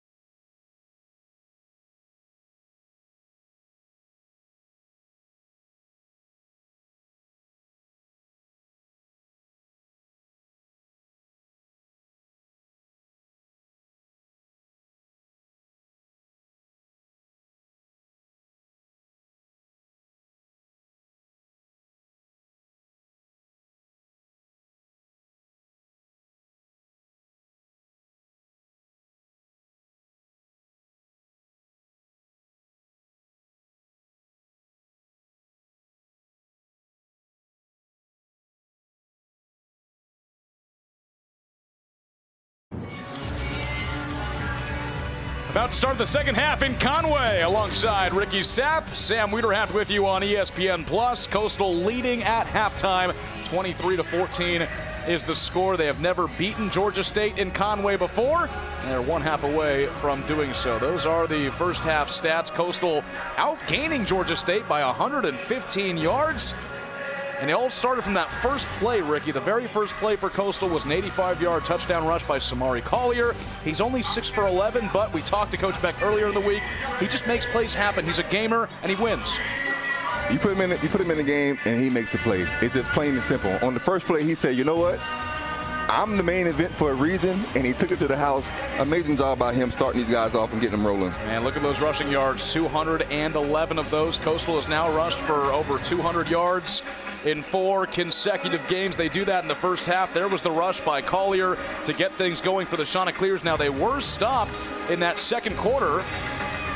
They had 3 field goals by Kian Afrute. Georgia State's defense started to settle in a little bit. Some more highlights from that first quarter where Coastal scored twice. That was Robbie Washington, but it looks like Georgia State's defense has stepped up a little bit more. They're playing better down the stretch. Yeah, they're trying to make some stops, trying to slow down this offense, but it seems like Samari and the offense are getting rolling. Got momentum going into halftime. Now let's see if they can finish the game off strong. Coastal will receive to start things off in the second half. Haley Nitchie talked to Georgia State head coach Del McGee. Haley, what'd you hear from him? Sam, I got to talk with Georgia State's head coach Del McGee on what they're looking to improve heading into the second half, and he said that they just need to get back to the basics and to play cleaner on offense. He emphasized that they can't beat themselves. Sam? Mentioned those basics to us earlier in the week, and it was mainly about tackling. They got to tackle better, and Coastal's done a good job of breaking some of those with the Robbie Washington touchdown, along with Collier and what he's done on the ground as well. So the Chants will start off with the football after putting in a field goal with under a minute to go in the first half. Back to it. Second half action. Coastal 1/2 away from being bowl eligible for a 6th consecutive year. And we talked about it earlier. Everybody remembers what happened in November. And the reason why is because it sets you up for what's to come in the postseason. Collier is 6 for 11 through the air for 74 yards and 1 touchdown, 6 rushes for 113 yards on the ground. And let's see if he can keep it going right here. I can't emphasize enough how much this offense has changed with Collier as the quarterback, the 3rd string guy at the start of the year. First play is a handoff to Javen Simpkins. There's that kind of inside right there. Well, you know, Coach Drew talked about it, you know, and I asked him the question. I said, is this what coaching is all about?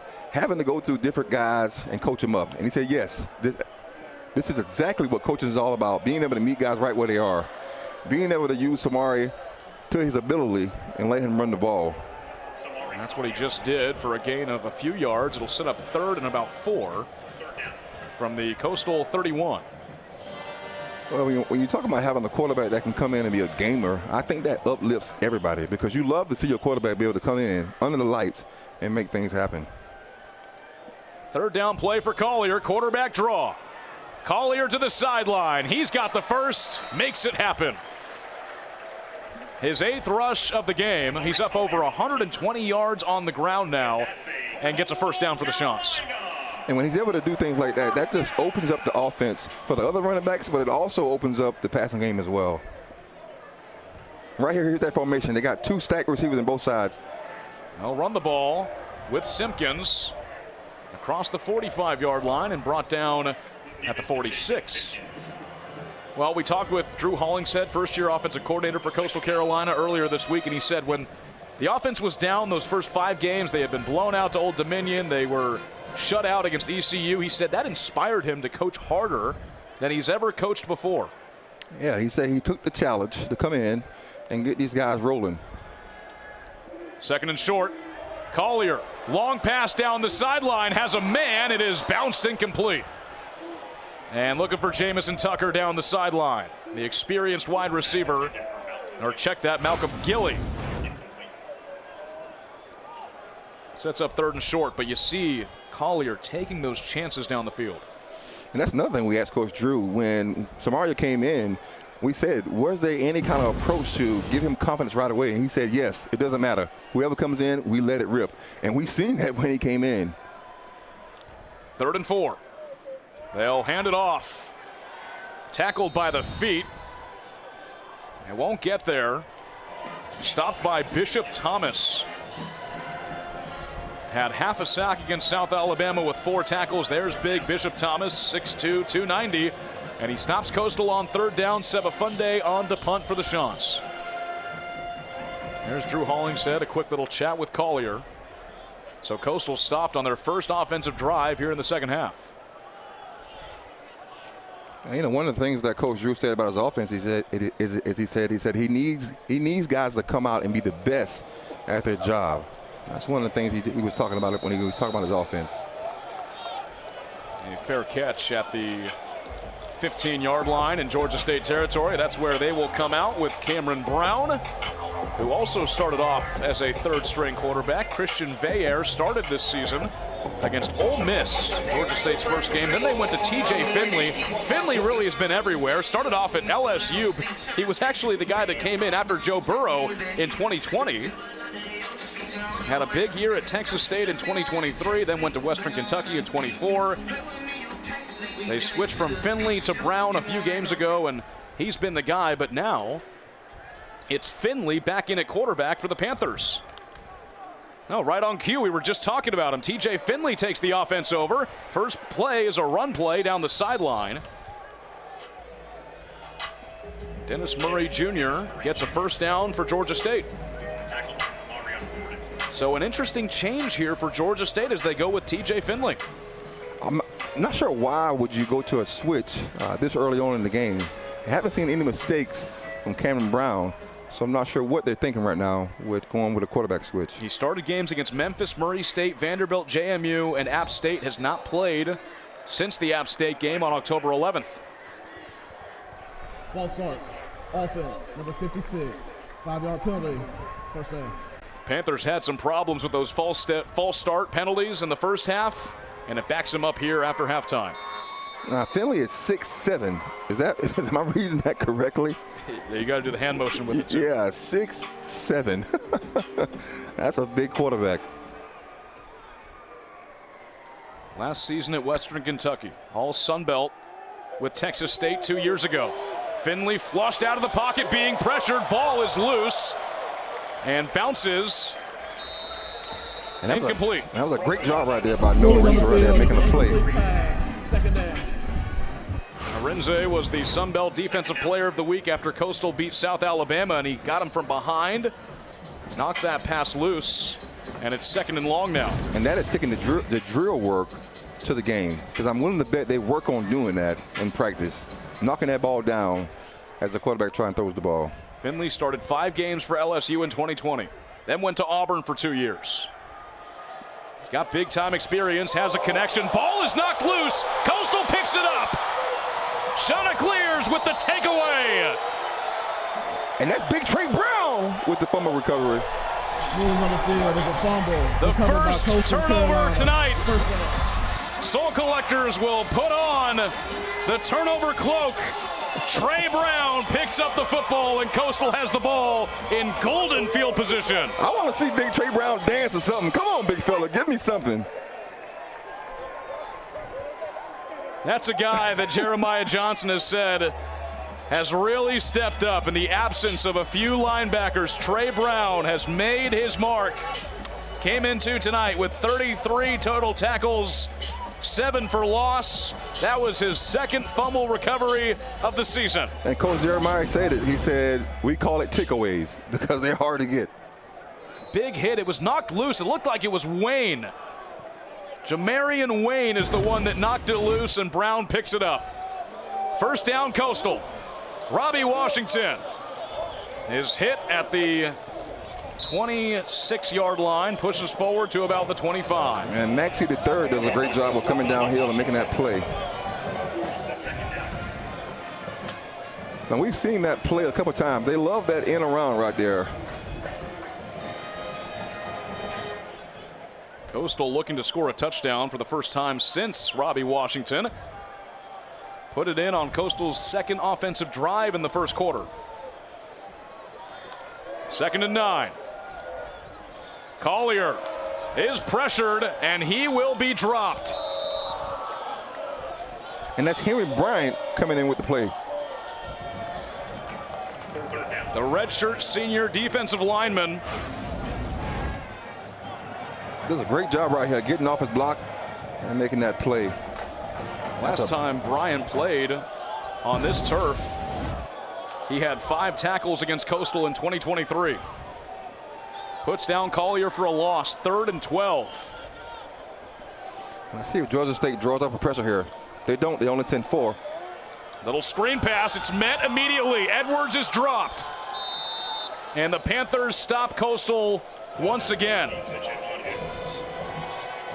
Jabril Rhodes Nelson puts down Edwards for a loss on 3rd and long.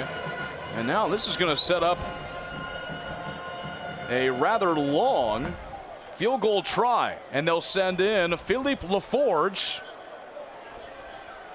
for this 47-yarder. So it's not going to be Afrute. LaForge taking the field goal. From 47 yards out, LaForge boots it through. It's good. The 4th field goal for Coastal tonight. LaForge gets in on the party and makes it 26-14. Terry Brown gets the recovery, and they maximize on it and get 3 points out of that drive.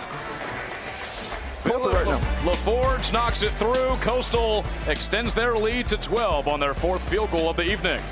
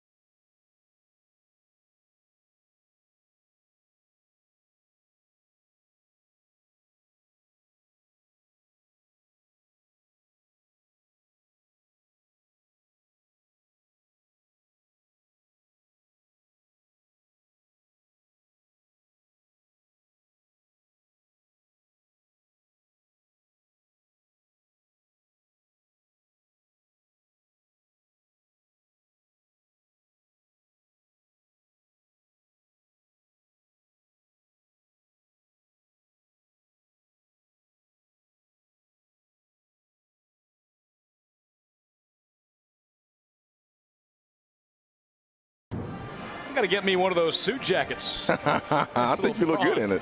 I love that. Fans having fun. Students staying here at Brooks Stadium as Coastal now leads 26-14. Longest field goal of the season, 47 yards. And it was Philippe LaForge who's now going to kick it off. We talked to Coach Beck before the season. He said that LaForge has the stronger leg. They might use him in those longer field goal situations. They just did.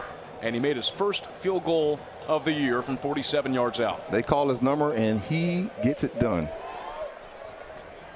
This kickoff goes out of bounds for a 2nd time tonight, so Georgia State getting some extra yardage when they come back out on offense. Kicking team number 41. Coastal's last 4 scores have been all field goals. Line. First down, Georgia State. 3 by Afrute, the 1 by LaForge. Haven't scored a touchdown since the first quarter, but defense holding strong. Georgia State also hasn't scored for quite a while. And I'm still trying to figure out, why would you make the switch? I mean, are you trying to add a spark I think Cameron Brown was the guy that I would stick with until, I seen some turnovers or seen where he wasn't getting it done. I'm not sure I'll make that switch this early. It's Finley back out with the offense. Hands it off on the first play. Plenty of room for Jordan Simmons into Coastal territory. Simmons has been that main running back for the Panthers this evening. His 11th carry. Now let's see if they go hurry up right here, which is what they normally do.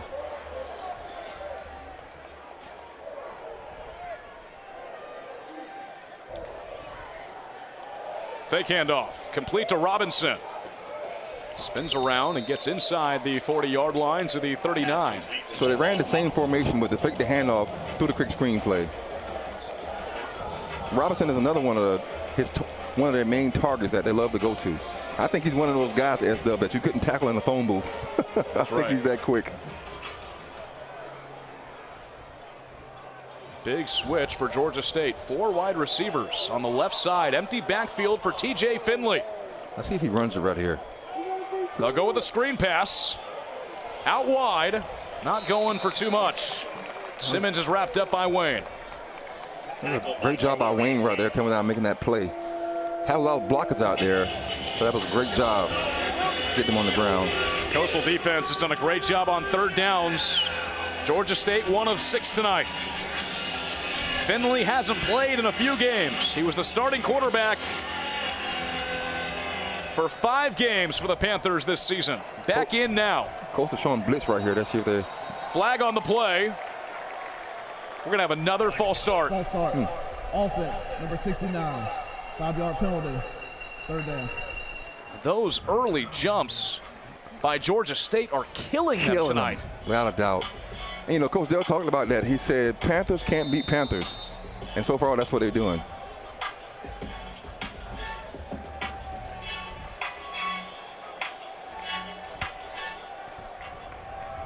Third and 11 now. Coastal showing blitz. Let's see if they bring some. They back off. They rush 4. Finley gets it out. Too tall for Hurst. And Coastal stops him on third down once again. I thought Tad was going to climb the ladder and get that one. They haven't found Hurst in the past few tries. Their main receiver. Panthers punting yet again.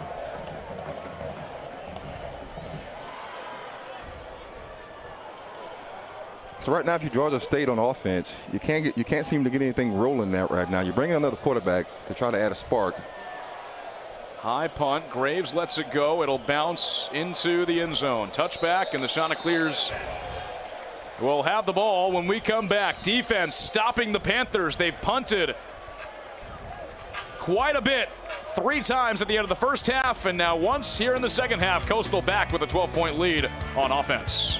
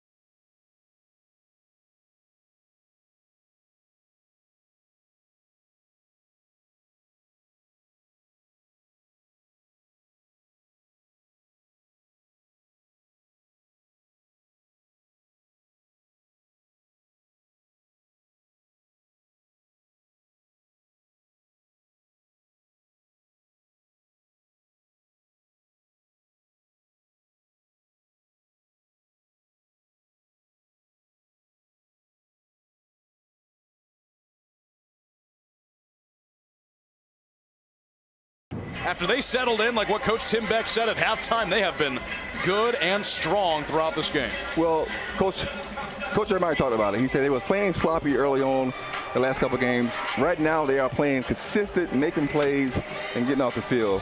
So if you're Coach Jeremiah, you love to see the Soul Collectors playing extremely well right now. The last handful of drives for Georgia State, punt, punt, punt. Then it was halftime. They fumbled their first drive here in the second half. They just punted again. So it's Collier at the Coastal 20-yard line. Pass complete to Cameron Wright. Pushed out of bounds for a gain of about 5 on the first play to the 25-yard line. That'll set up a 2nd and 5 for Coastal. Collier has been the savior for Teal Nation. Coastal started off 2-3. Things were looking bleak. Collier stepped in the ULM game a few weeks ago, and everything has turned around. Came in and added that spark that they needed. Simpkins finds a hole. First down and more. He's been doing a great job on finishing some runs. Great vision, great awareness right here by Simpkins. And Ricky, this offensive line that has changed around so much this year with numerous injuries is doing a heck of a job up front. And Coach Drew talked about that. He talked about how they settled in and playing well right now. Here goes Simpkins again. He's got a hole. Offensive line opens it up. Pushes ahead to the 45-yard line. Close to a first down. Didn't quite get there. I think they heard us talking about him. That's dumb.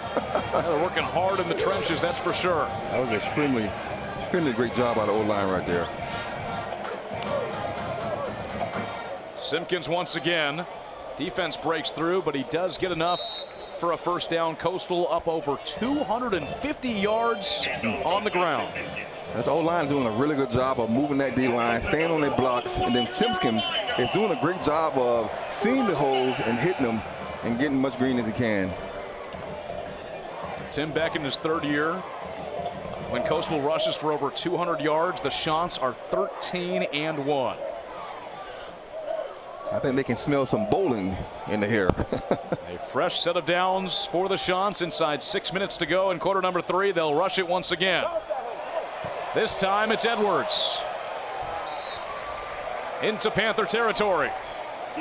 And another Coastal first down. Another great drive out of O-line right here. Watch this right here. Follow the blocks, get through the hole. 33 does a great job of staying on his block. Sets him free, and he's able to get as much green as possible. That was a great job by the O-line, great job by the running back. Edwards did a good job of finishing.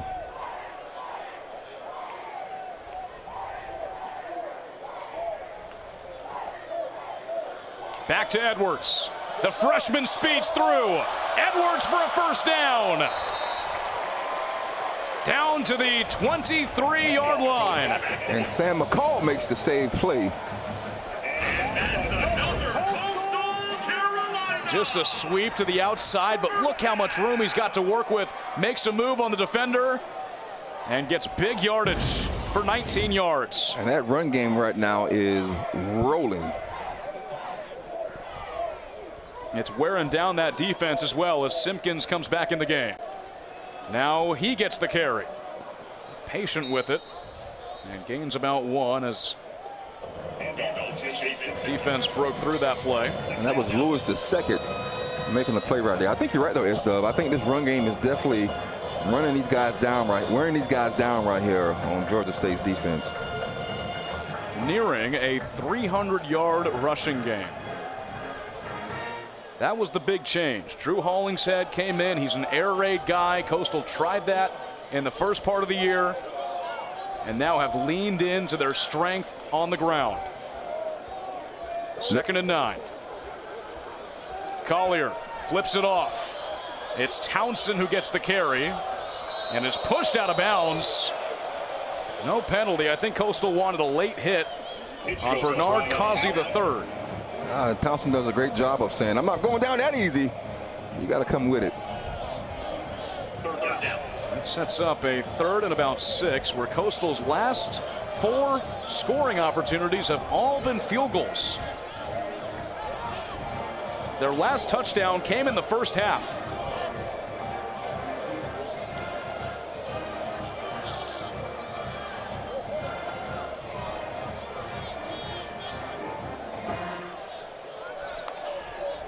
Edwards, the running back, on 3rd and 6 inside the red zone. Georgia State showing blitz right there. I think that they was going to do corner blitz right there from the left side. Play clock was running down. And Coastal takes their first timeout of the second half. So that'll reset things on a 3rd and 6 play. And for Tim Beck and Drew Hollingshead, just hoping for this offense to complete a drive and put it back in for 6. Yeah, you know, in the last couple of drives, you've gotten 3, but you would love to get in the box and score 6. Saw former Chanticleer quarterback Grayson McCall, who's been added as an offensive analyst for this season. And I'm sure he adds some experience for these young guys, and that's what you want to see in the program. You want guys that came through here, had an amazing career, and be able to come back and pour into these guys.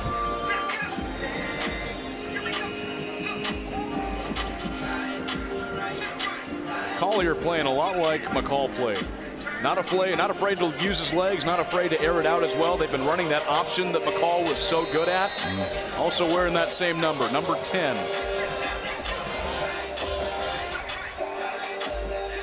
I asked Coach Beck earlier this week, I said, with all the quarterbacks that you've coached at Ohio State, Texas, all those guys you've interacted with, as I see Grayson McCall right next to Drew Hollingshead, is there a comparison for Samari? He said no, he's his own guy.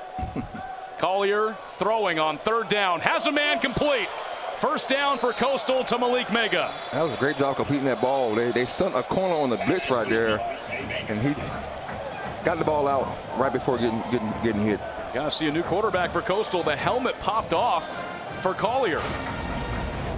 He got a hit right here, and the helmet comes off as he goes down. So Tad Hudson is now taking this offense over at the 10-yard line. 1st and goal. Hudson started against ECU, South Alabama, Old Dominion, and started the ULM game as well. Has not played since then. Hudson hands it off. That's Jalen John with the handoff. Picking up a couple yards right there. Gets to the 7-yard line. And Collier will come back out with Javen Simpkins. Tim Beck has told his quarterbacks that you always got to be ready, because he knows that it's rare in college football for a starting quarterback to go the length of the season. So when Collier didn't win the starting job, he said, be ready, because your time's coming. And Coach Drew said it. He said it doesn't matter who comes in, let it rip. 2nd and goal. The handoff to Simpkins. He muscles inside the 5 down to the 3-yard line. It'll set up a 3rd and goal as Coastal tries to score for the first time since the opening period. Now Simpkins has been doing a great job of running extremely hard tonight, fighting for extra yardage.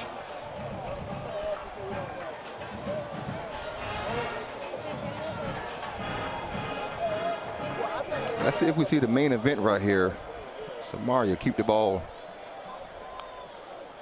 Collier passing, rolls out, gets it off, man is wide open for a touchdown. Carmelo English for the touchdown. There is a whistle. Yeah, we got a flag on the play, that's Dub. Holding. Defense, number 18. That penalties decline is all on the play. Touchdown. Carmelo English, the transfer from West Georgia. He spent 2023 at Michigan and just caught his first touchdown in Teal. Look at him across the middle right there. Nobody was with him. Wide open. A passing touchdown for Collier. His 5th of the season. And Coastal has broke it open to a 19-point game. 33-14 the score. 1:41 left in the 3rd. Coastal back in the end zone.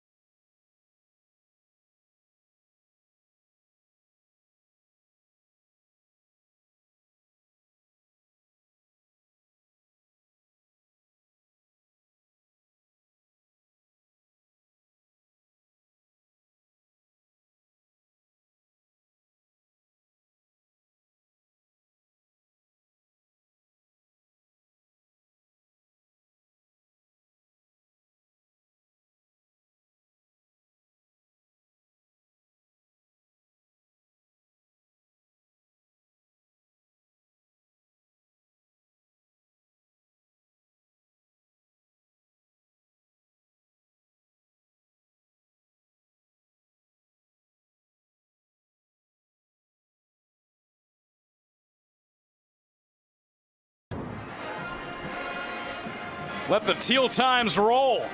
Coastal with a 33-14 lead over Georgia State. A minute 41 left in the third quarter, and Ricky, that drive encapsulates what Coastal has done well through this 3-game winning streak. 12 plays, 80 yards, mostly on the ground, and it sets up a 3-yard completion to Carmelo English for Coastal's first touchdown since the opening quarter. Putting together a good drive and finishing and clicking the heels, S-Dub, and saying, Dorothy, I'm home. Georgia State will let that one go. Well, Coastal rushing is up to 295 yards on the ground, the most this season, and their most in a game since 2021 against South Alabama. Their last regular season game that season, they rushed for 315 that time. Well, if you coach Drew right now, you are loving what you're seeing from the offense right now. You know, we talked about it earlier. If you can run the ball, that opens up the pass game. But if you can run the ball consistently and convert, you don't need to throw the ball. The Panthers have to figure out something fast. TJ Finley entered this game after halftime as the quarterback. He finds Hurst, who makes a move. Hurst has nowhere to go, and the Soul Collectors wrap him up at the 31-yard line. I think right there he was trying to do just a little too much, but I understand. Trying to make something happen. You're down right now, so you got to try and make a play. Not entirely sure what the situation is with Cameron Brown. He started the game, played the first half, was 9 for 12 through the air with 116 yards and 1 touchdown. I'm not sure I pulled him that early, like I said earlier, S-Dub. I think I still keep him in the game. Handoff goes to Simmons. About 3 yards shy of the first down line with Gordon getting in on the tackle. Plays a position where it's all instincts. All instinct. It's called a dog position. And his job is to read the quarterback and then make a play. 3rd and short. Go get the quarterback. They'll hand it off. Coastal with a big wall right at the first down line. It will not be enough. They stop Georgia State on 3rd down once again. 1 of 8 now for the game.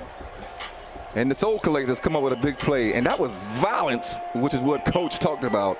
He talked about in order to play in this defense, you got to be violent. And celebrity in attendance. There's Maddox, live rooster. You think I can get an autograph? What do you think? Maybe. Can I get an egg? That'd be awesome. Going forward on 4th down. Coastal not showing pressure, and now that will end the 3rd quarter. And we'll see if Georgia State comes out trying to go for it once again. 15 minutes to go. Coastal Carolina cooking at home on homecoming, 33-14.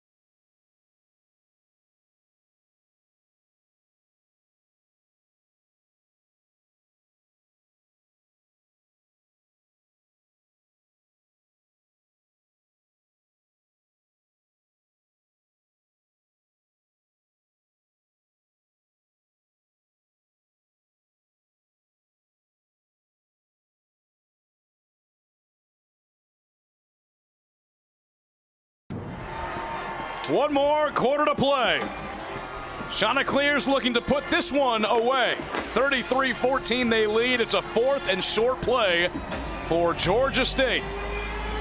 Now during the break, we did see Cameron Brown, the starting quarterback, had his helmet off. He was in the huddle, still dressed out, no helmet. TJ Finley has been the quarterback after halftime.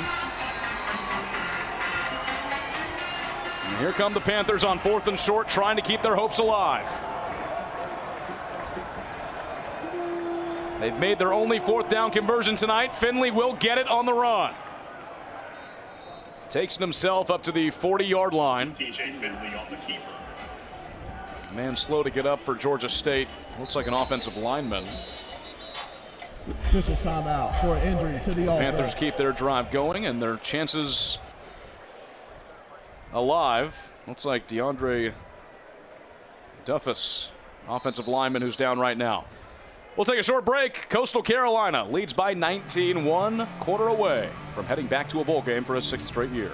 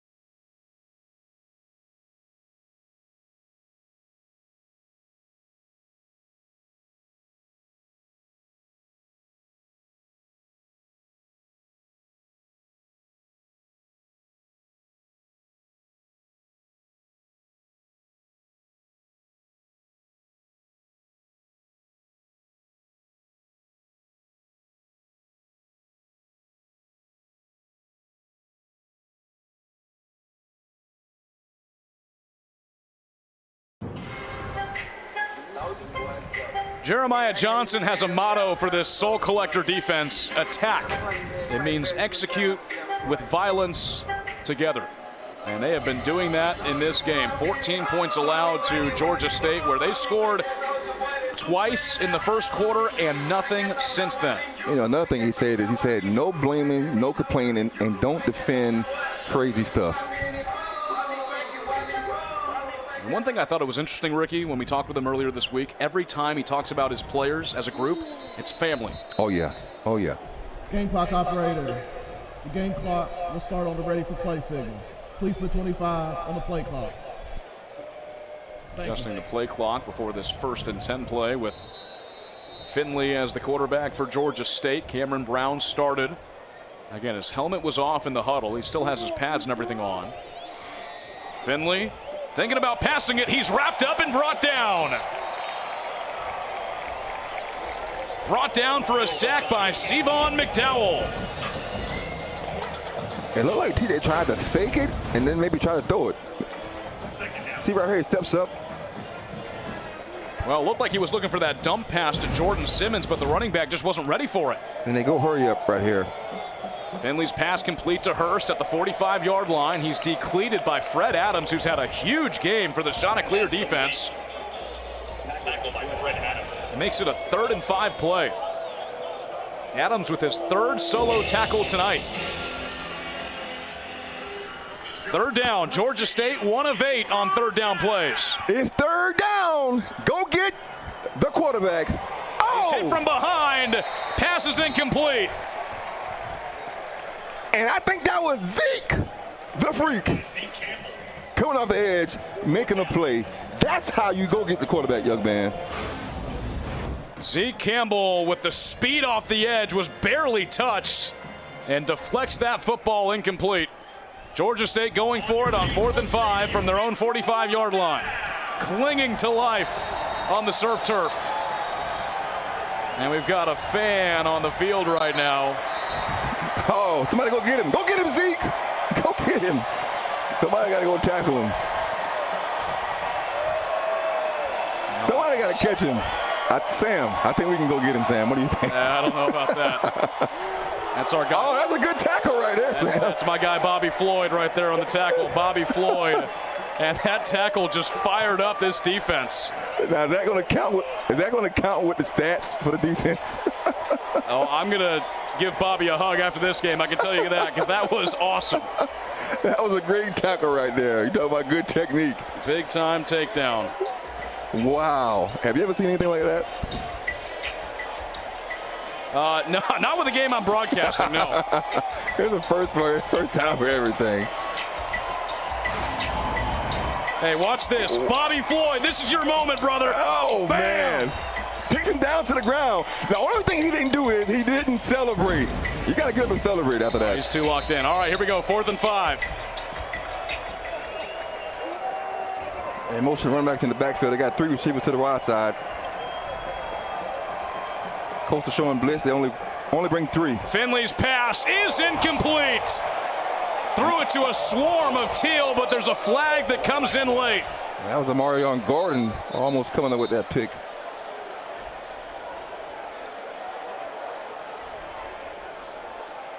Holding on the call. I should say we're holding on this call, trying to see what it is.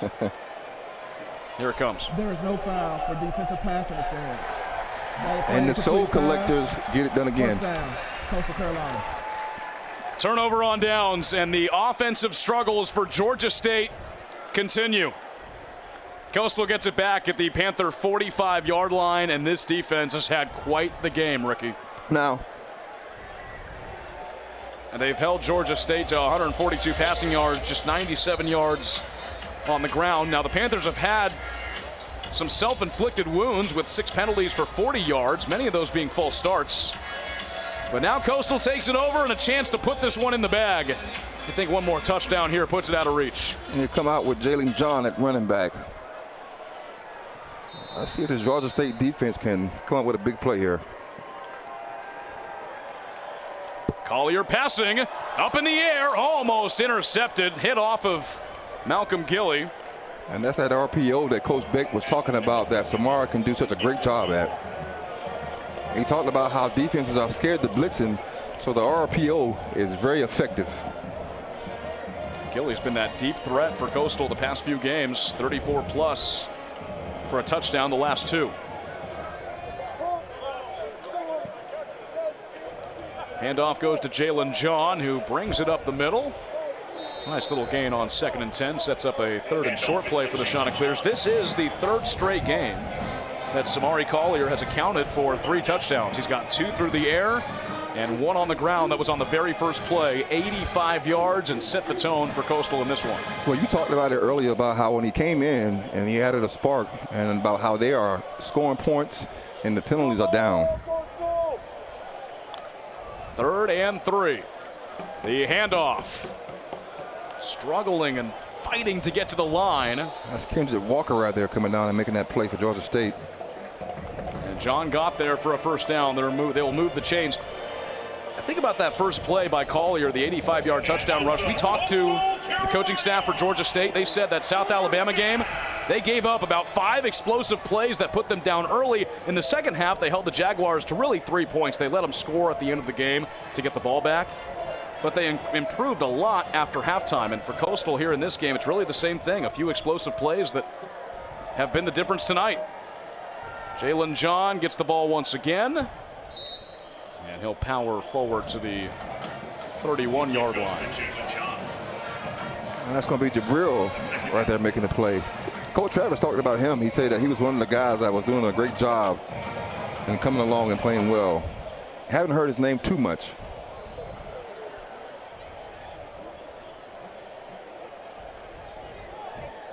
Second and 6. It's Edwards in at running back. Collier over the middle, has a man. English in for a second time tonight. Touchdown, Chanticleers.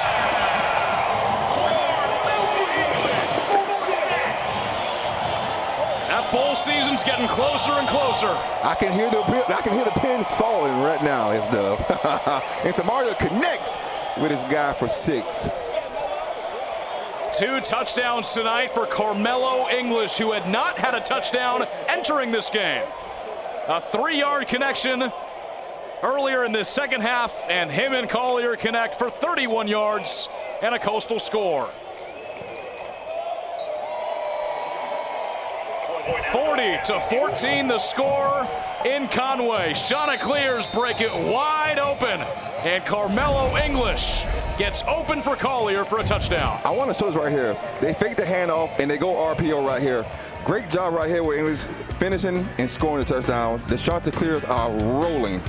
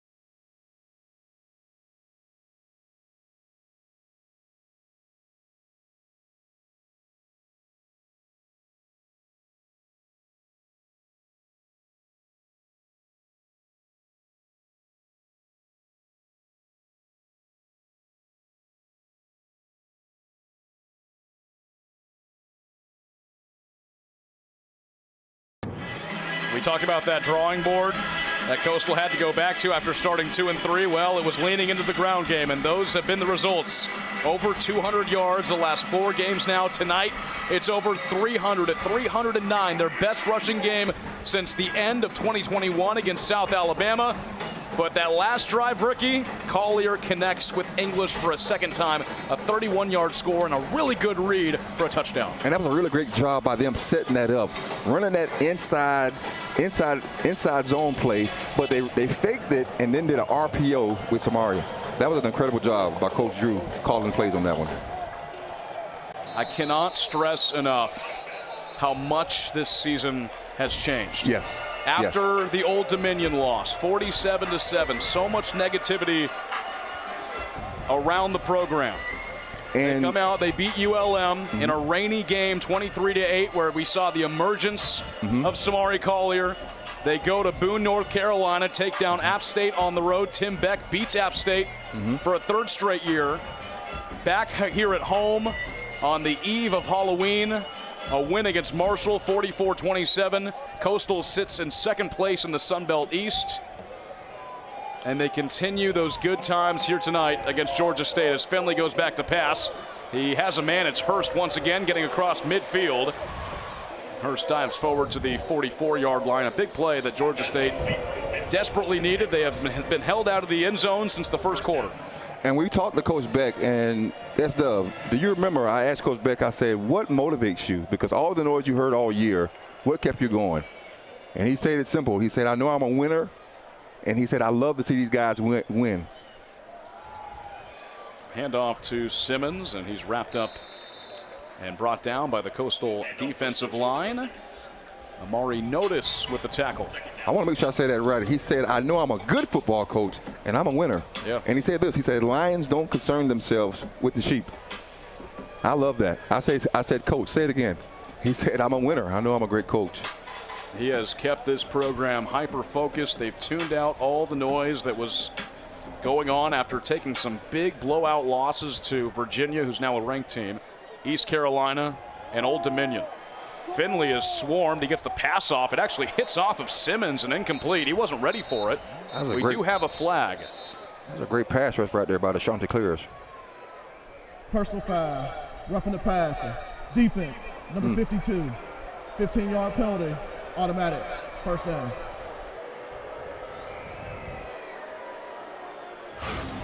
Take a look at this one more time. Coastal got the pressure. Looked like Diawara with. You see, it's plays like that where I just don't know what you're supposed to do. Well, as a former defensive end, that is difficult to tell me that I have to go into a game and be careful hitting the quarterback. If it's that close right there, I'm sorry, I can't call that. That's taken away from the game on defense. Up to the Coastal 29-yard line. Simmons powers it up the middle once again. He'll get to the 24. And right now, Georgia State is trying to put together a drive here. They got to hurry up. About 10 minutes left. Georgia State's last touchdown happened. There's my guy. If that's not a member of Teal Nation, I don't know what is. The mullet and the shirt off. Yeah, it's safe to say he's having a great time. That's why you come to Conway right there. That is Third down play coming up. It's should I say it or you want to say it for me? It is third exactly we're gonna say. Down. Go get the quarterback. Their last touchdown was with 56 seconds left in the first quarter. That was their last score. 3rd and 3 from the Teal 22-yard line.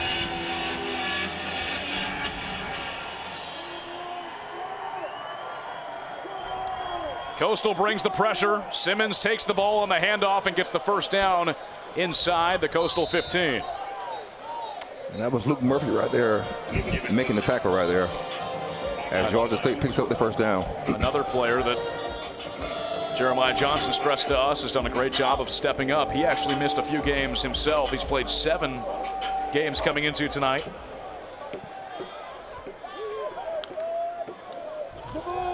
Finley going to the end zone. Too high, incomplete. That was a really good job right there by Whitaker right there playing that. They're trying to get the ball to their big-time receiver, Hurts. And Whitaker said, no, not today. 7 receptions for 129 yards for Ted Hurst, I should say, tonight. He's got now TJ Finley working with him. 2nd and 10.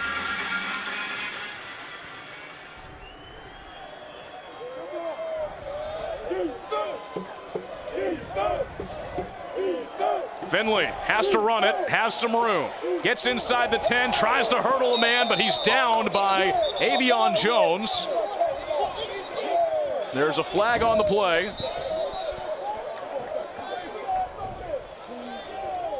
Looks like Coastal was offsides. Offside. Defense, number 42 in the neutral zone at the snap. 5-yard penalty, 2nd down. So now TJ will have to run out, correct? And we should see Christian come in for a play. Who's going to be the quarterback now? It should be Christian. We see a lot of guys oftentimes try to go over the top right here. Quarterback is P.J. Hatter, so he'll become the 4th quarterback used by Georgia State this season.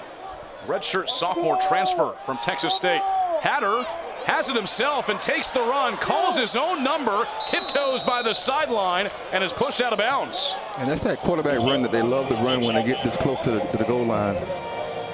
We saw him do it with Cameron Brown. Now we see him do it with this guy. His first play with the Panthers this season. Makes it 1st and goal, and Finley is back out there. A few ticks over 8 minutes left in this game. Panthers not backing down. Time definitely not on their side. They'll hand it off to Simmons, who spins around, stretches forward, and is marked down inside the 1-yard line.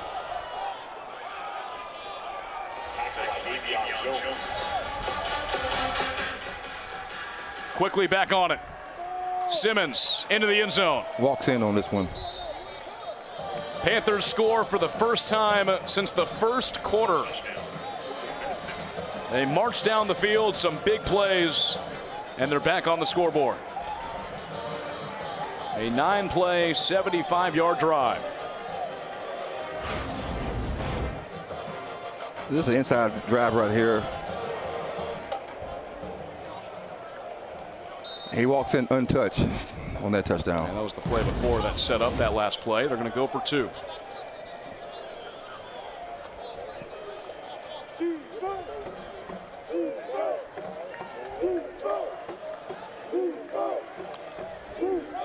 Finley passing into the center of the end zone, knocked incomplete. That was a great job by Trey Brown playing in coverage. What an incredible job.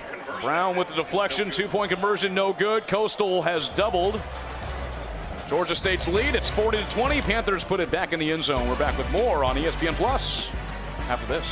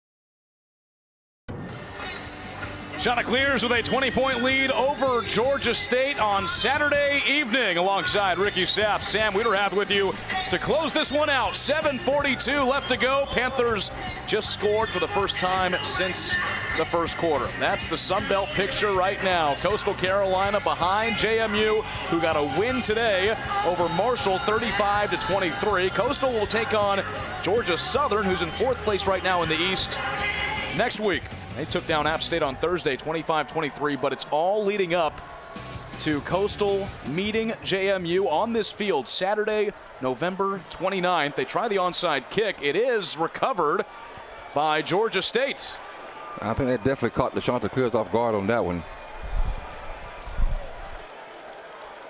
Recovered by Javon Robinson, the wide receiver on the hands team. Ball was first touched by the receiver. So the Panthers will pick things back up offensively, and big time love for their big kicker, Liam Rickman. Now let's see if TJ can come out and get something going and score again.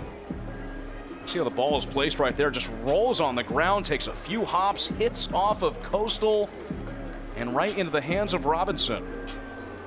Looks like Josh Humes, the tight end, was the one that touched the football. So I'm sure they had the hands team out there, which I was never on, by the way, S-Dub. I couldn't catch. Gotta work on those hands. Oh, man. Have to.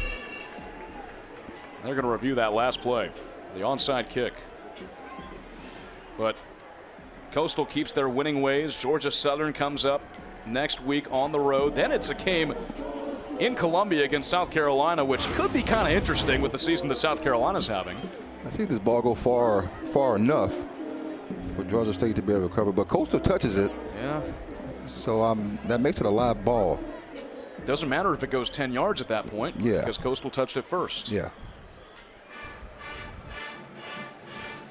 Looks pretty clean cut to me. I'm not sure if they saw maybe some contact right there. Maybe it touches actually Georgia State's foot. That's DJ Riles. Did it affect the spin of that football? That's what I'm looking at. I'm willing to bet that's what they're looking at. They're seeing if it touched his foot first before the Coastal player touches it right here. That is DJ Riles, the wide receiver. Did it possibly hit off of him? In that case, it would be Coastal football. And he'd wipe the recovery away. Georgia State doing whatever they can to stay in this game. It's not over yet. Still 7:39 to go. Get maybe a quick score here and some more things to go your way, and you're back in it. This should be a pretty good angle right here. I see. I don't think it goes far enough, but I do think it hits one of the. That momentum of that football. Yeah. It comes to a stop. It looks like once Riles runs over it. And that thing was rolling, it was bouncing, and then you got to see enough evidence here. If that's the case, then the ball goes back to Coastal. And then it's Humes that tries to get on it. And here's the call. And we're still taking a long, hard look at this one, and here we go. After video review, the ruling on the field is upheld. First down, Georgia State. And we'll keep it where it is. Georgia State recovers the onside kick. Coastal's defense back out on the field. Well, we talk about those standards and how the Chanticleers has entered that group chat and have an opportunity to finish strong and go and win this division. Talk about Collier coming in and adding that spark and getting this offense rolling, putting up points.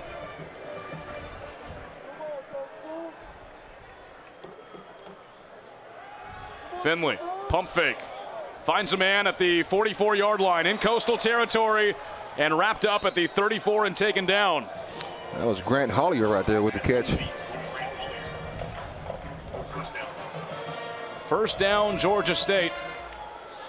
Hollier had a touchdown catch in the first quarter of this game. And now we see Georgia State trying to go hurry up. Finley again across the middle, has Hollier once more. Inside the red zone and pushed at the 10-yard line. Back-to-back receptions to the tight end, and Georgia State knocking on the door once again. And that's Avion Jones right there making that play. Can't let up here. You got a 20-point cushion, but still a lot of time to play. And they go to their playmaker, and he catches it. Ted Hurst completes it for a touchdown. Big time players as the big time players make big time plays, and that was a big time play right there. 3 plays, and in a flash, Georgia State scores again. They had not scored since the first quarter before their last drive, and now they put it in back-to-back drives and are slowly getting their way back into this game in the fourth quarter. And it started with that surprise onside kick, led to a touchdown.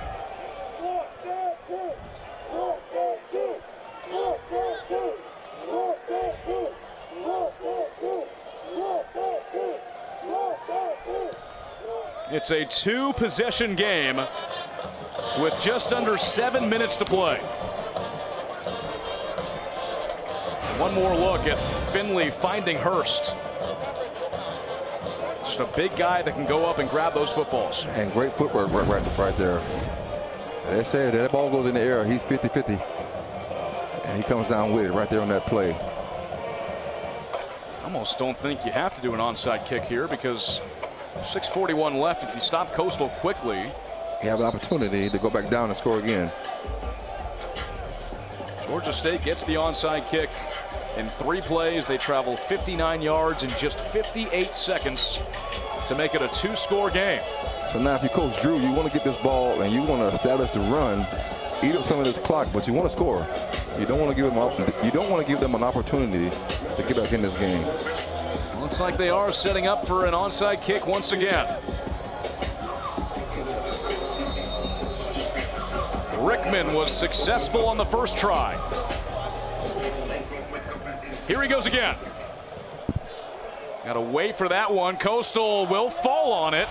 Shy of 10 yards. Georgia State might have gotten it again. You talk about a change of events right here. Onside kick back to back. And Georgia State seems to think that they got it. My goodness. Panthers.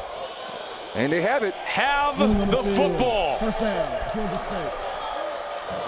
They have recovered 2 back-to-back onside kicks, and this time it's Branson Robinson, the running back. And now you got to put the defense right back on that field after just coming off and getting scored on. It was the same thing that happened back-to-back times. Exactly same thing. Same as that kick. This time they let it roll enough, and then they recover it. I couldn't quite make out that number for Coastal, but Georgia State is back on offense for a 3rd consecutive drive. Coastal's offense has not touched the ball. They got the tight ends rolling on that last drive. Let's see if they get them involved here. Let's see if they go to their receiver, Ted. They might take a look at this one once again. I'm not sure this time it touched a Georgia State player on this one. And this will not be a review. I believe he said officials timeout. Wow, so a score here, and you're really in panic mode, Ricky. I mean, look at this one more time. Again, it almost hit one of Georgia State players. Robinson just comes crashing in and recovers it. We have no idea what's going on in that pile, but Georgia State comes up with it. And there's the refs right there talking to Coach Beck. It hit off of 36. Now, Coastal does not have a 36 on the roster, so I couldn't tell you who that was. It might be one of those special teams putting on a different jersey situations. Could be. The officials are explaining things to Tim Beck right now. But this is really... Back-to-back, same thing. This is really something. I don't know if I've ever seen 2 onside kicks back-to-back be recovered in one game. This is truly amazing. And the same as that kick, but this time they let it roll enough, and they still recover. Panthers back with it again, threatening to make this a 1-score game. And TJ, who comes in for Cameron Brown, has seemed to got the offense now rolling, trying to get these guys back in this game. Well, the Coastal defense is tired. They've been on the field for 3 straight drives. Agreed. Finley hands it off. It'll be Dennis Murray Jr. to take it to the 49. Now, if you're the Panthers, you still got to move quickly here. 6.5 minutes to go. 3 timeouts for Georgia State. Finley back to pass. Pocket collapses. He's got to run it. Finley downs at the 48-yard line. He slid down. And that's Luke Murphy coming down and making the play, and his helmet comes off again. Right here, it ticks off, and Luke comes over and makes the play. He slides down, and his helmet comes off again. You got to tighten that helmet up, big fella. Finley is coming off for a second play here in the second half. The backup quarterback who didn't start this game. Cameron Brown was the starting quarterback. Finley came out after halftime. Now it looks like you got a little bit of a wildcat situation. Yeah, look, got Murray Jr. back there to catch the snap. The running back almost fumbles the snap. He takes it himself on 3rd and long. Gets into Coastal territory and is taken down at the 49-yard line. You got big Zeke right there, slow to get up. 4th down, Georgia State going for this. 5:40 left to go. If you're Coach Jeremiah, you gotta only wonder, how tired this defense could be. Talk about coming right back on the field, right back to back. Goes without saying, but this really cuts your chances of making an improbable comeback if you don't get this play. It's only one thing to do. Go get that quarterback right here. 4th and 5. Finley passing. It is incomplete. Drops on the surf turf. And Georgia State turns it over on downs. Looking for Ted Hurst. And Miles Wood right there makes a big play. Almost comes up with the pick right here. Off of Hurst's hands. He had to turn back for it. And Coastal will finally bring their offense back on the field at their own 49-yard line. And I'm sure if you Hurst, you want that play back. A big-time player like that, you can't drop something like that.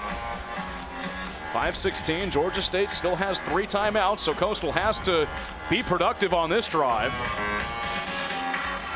Simpkins in as the running back. 14 rushes for 67 yards. It'll be Simpkins' ball.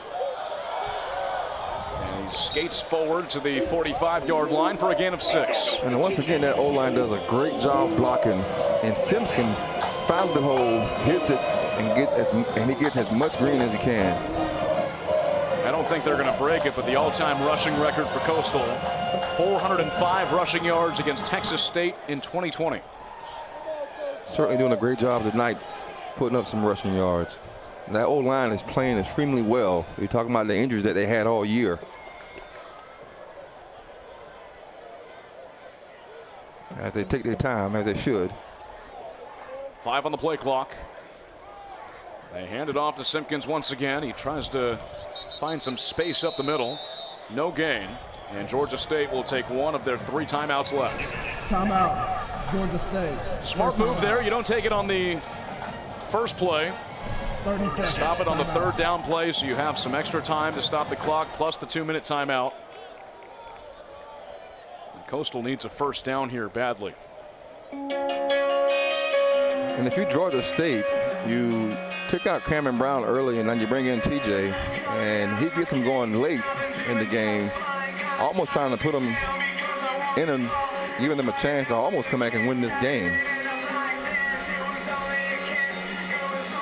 Some of the other Sun Belt scores around the conference. Louisiana beating Texas State right now 35-17 with 9:52 left in the 3rd. JMU took down Marshall 35-23 earlier today.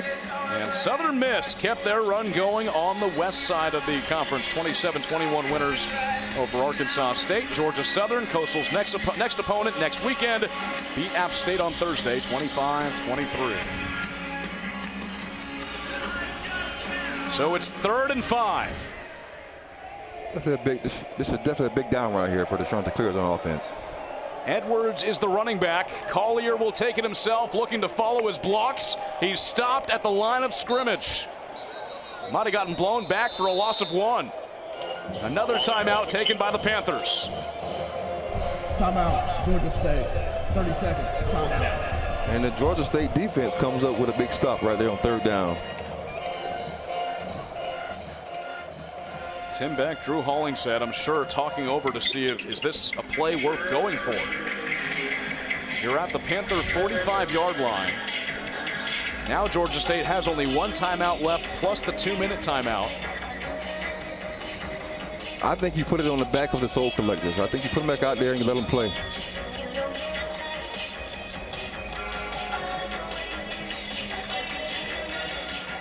Looks like they will punt the ball. Yeah. Georgia State has 1 timeout. You give the defense a chance to get out there and stop them. I think that's a good call right there by Coach Beck. It was a longer drive because of the 2 timeouts taken by Georgia State, so you get that defense a little bit of rest.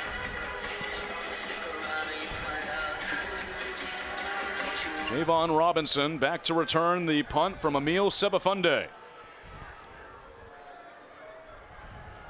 Robinson calls fair catch. It'll be at the 11-yard line, and Georgia State will come back out on offense down by 13, 4:15 left to go. They recovered back-to-back onside kicks. Got a touchdown with one of them, turned it over on downs with the other. And right here, if you're Coach Jeremiah right here, you want to see if they can drive the field in your defense. A reminder, the road team has won in this matchup every single year. Coastal's won 4 times in Atlanta. Georgia State's won 4 times in Conway. This win for Coastal would mean bowl eligibility for a 6th straight year. Finley, pump fake. Pass falls incomplete, looking for his running back. That was a great job right there by the D-line. They ran a little stunt. That outside end went in. The D-tackle came around and looped around and got in the face of TJ. That was a good job by the D-line, trying to apply some pressure right there to the quarterback. See Rashad Amos, the running back, for the first time in this game.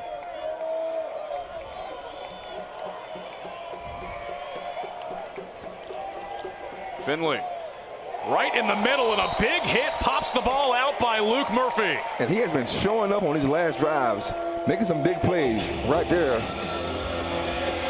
It was Hollier again out of his hands, and Murphy lays the wood on this hit. Boom. And what a great job of him putting his foot in the ground, coming downhill and making that play. That's great instinct right there by Luke. 3rd and 10. Go get the quarterback. Georgia State 2 of 11 on 3rd down plays. Let's see if they can get off the field right here. Finley to the far sideline. He's got Hurst for a 1st down. His 9th reception tonight. He's up over 140 yards. Drive continues, and the Panthers still have life.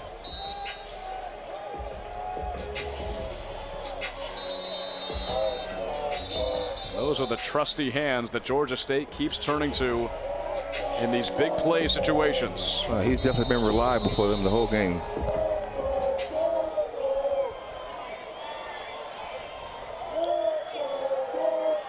Finley again to the sideline, complete to Hurst. Back-to-back connections, 2 first downs. 10 receptions.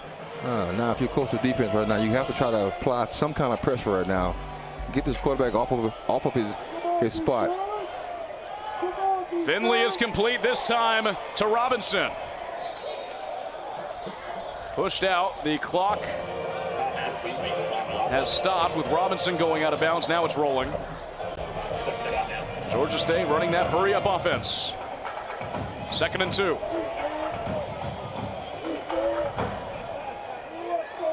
Another one complete. This time it's Simmons, the running back.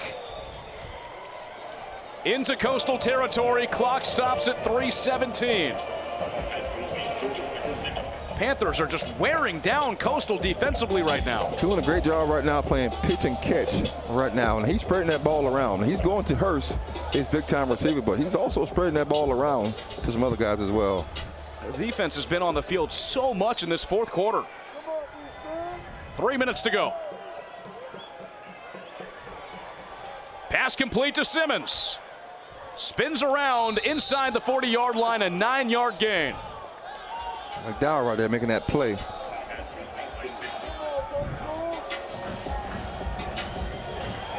Second down play, quickly. Complete to Simmons. Nobody around him. He gets to the 30. Those little check down plays are what's working for Georgia State on this drive. Well, it seems that the Coastal defense is playing quarters right now. They're trying to keep everything in front of them. Panthers are making this one interesting. Approaching the 2-minute timeout, they run it with Simmons. And they will let this one go to the 2-minute timeout. They're not going to get a playoff. We've got 2 minutes left. Georgia State clinging to life. Their offense has come alive. Is it too little, too late? We'll find out on the other side.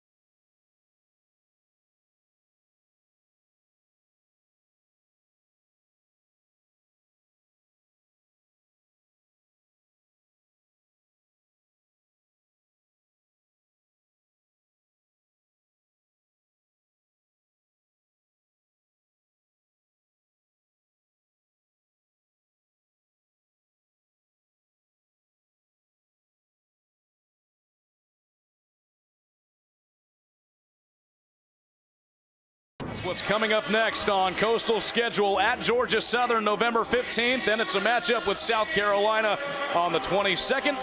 And a matchup after that could have some big implications for the Sun Belt Championship game against James Madison, the final game at Brooks Stadium this year, November 29th. But right now, the attention is what's going on the field.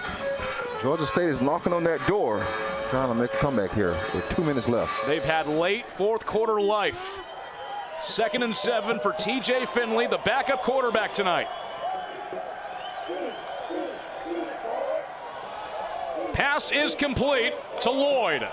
He's out of bounds to stop the clock.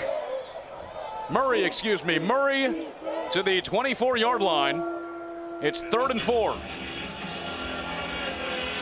These short passes are moving Georgia State down the field. Here comes a big 3rd down play. Georgia State 3 of 12 on 3rd downs this game. Yeah, let's see if the Chanticleers can get off the field here. I'll make a stop here on 3rd down. Coastal blitzes 3. Finley looks to the end zone with Hurst. It is over his head. They'll have one more play to stay in this game. But no surprise there, looking for number 1. Of course, you got to go to your big-time player. That's a simple step back, throws it up top. It's a 50-50 chance that he's going to get that ball. Looking at the last chance for Georgia State. 4th and 4. 2 of 4 on 4th downs.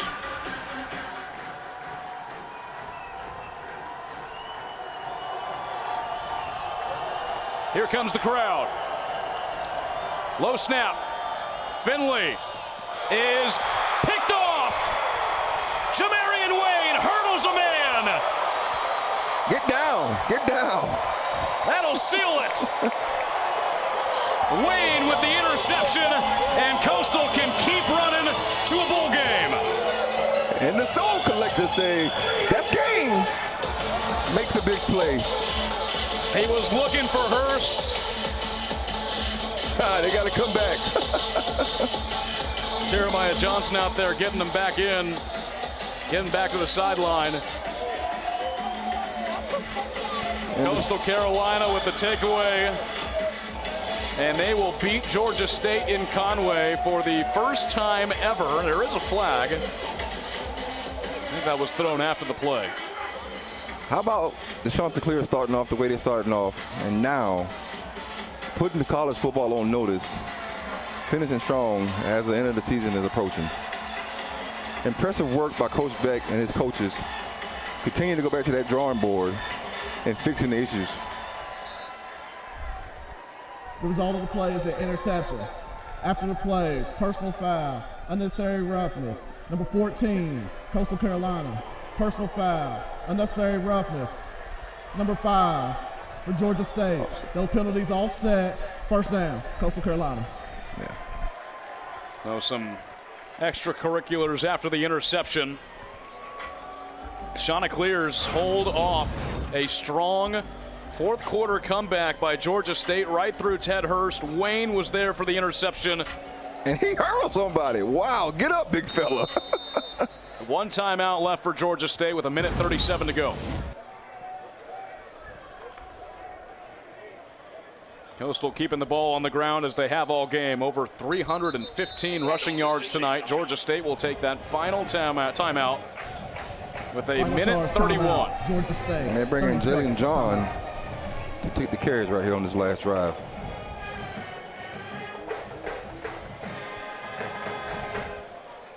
So some things that worked for the offense early on with Drew was the inside drive, but then you fake it and then you go to RPO with Collier.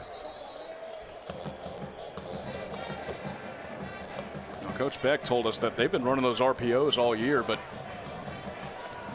Samari just is so effective with his reads. Yes. And he's patient. Yes. And he's able to, like we pointed out earlier, he's able to spread the wealth. Drew Hollingshead said with Carmelo English getting 2 touchdowns tonight, he's now the 13th skill player that's had a touchdown for Coastal Carolina this season. That's impressive. You're talking about spreading the wealth right there. Sharing is caring. That's Dub.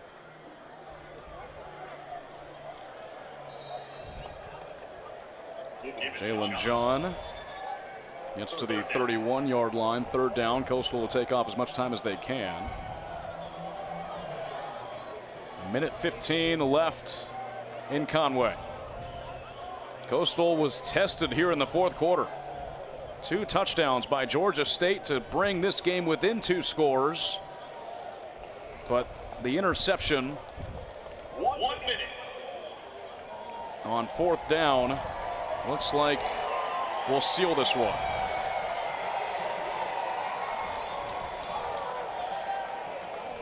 Third and short. The handoff to John. He switches directions, pushes forward to the 34-yard line. He's about a yard short of the first down. That was a great move to get some extra yards right there. And that should seal the deal right there for the Chanticleers. That game clock is just about tied up with the play clock. We'll see if they can just let this one run. And the Chant say it's time to go bowling. Chanticleers rush for over 300 yards in this game. They'll beat Georgia State in Conway for the first time ever, and for the 6th consecutive season, bowl season will have a shade of teal. Coastal wins their 4th straight game, 40-27 over Georgia State, and the Teal Times keep on rolling.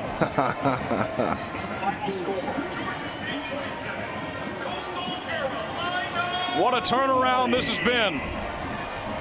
After starting 2-3 and things looking bleak, Coastal is now going to a bowl game for the 6th straight year. But Ricky, at this point, they've got goals higher than that. Yes, and you're talking about still having goals that you can reach. This is just one of them, but they still have an opportunity to go and finish and win this division.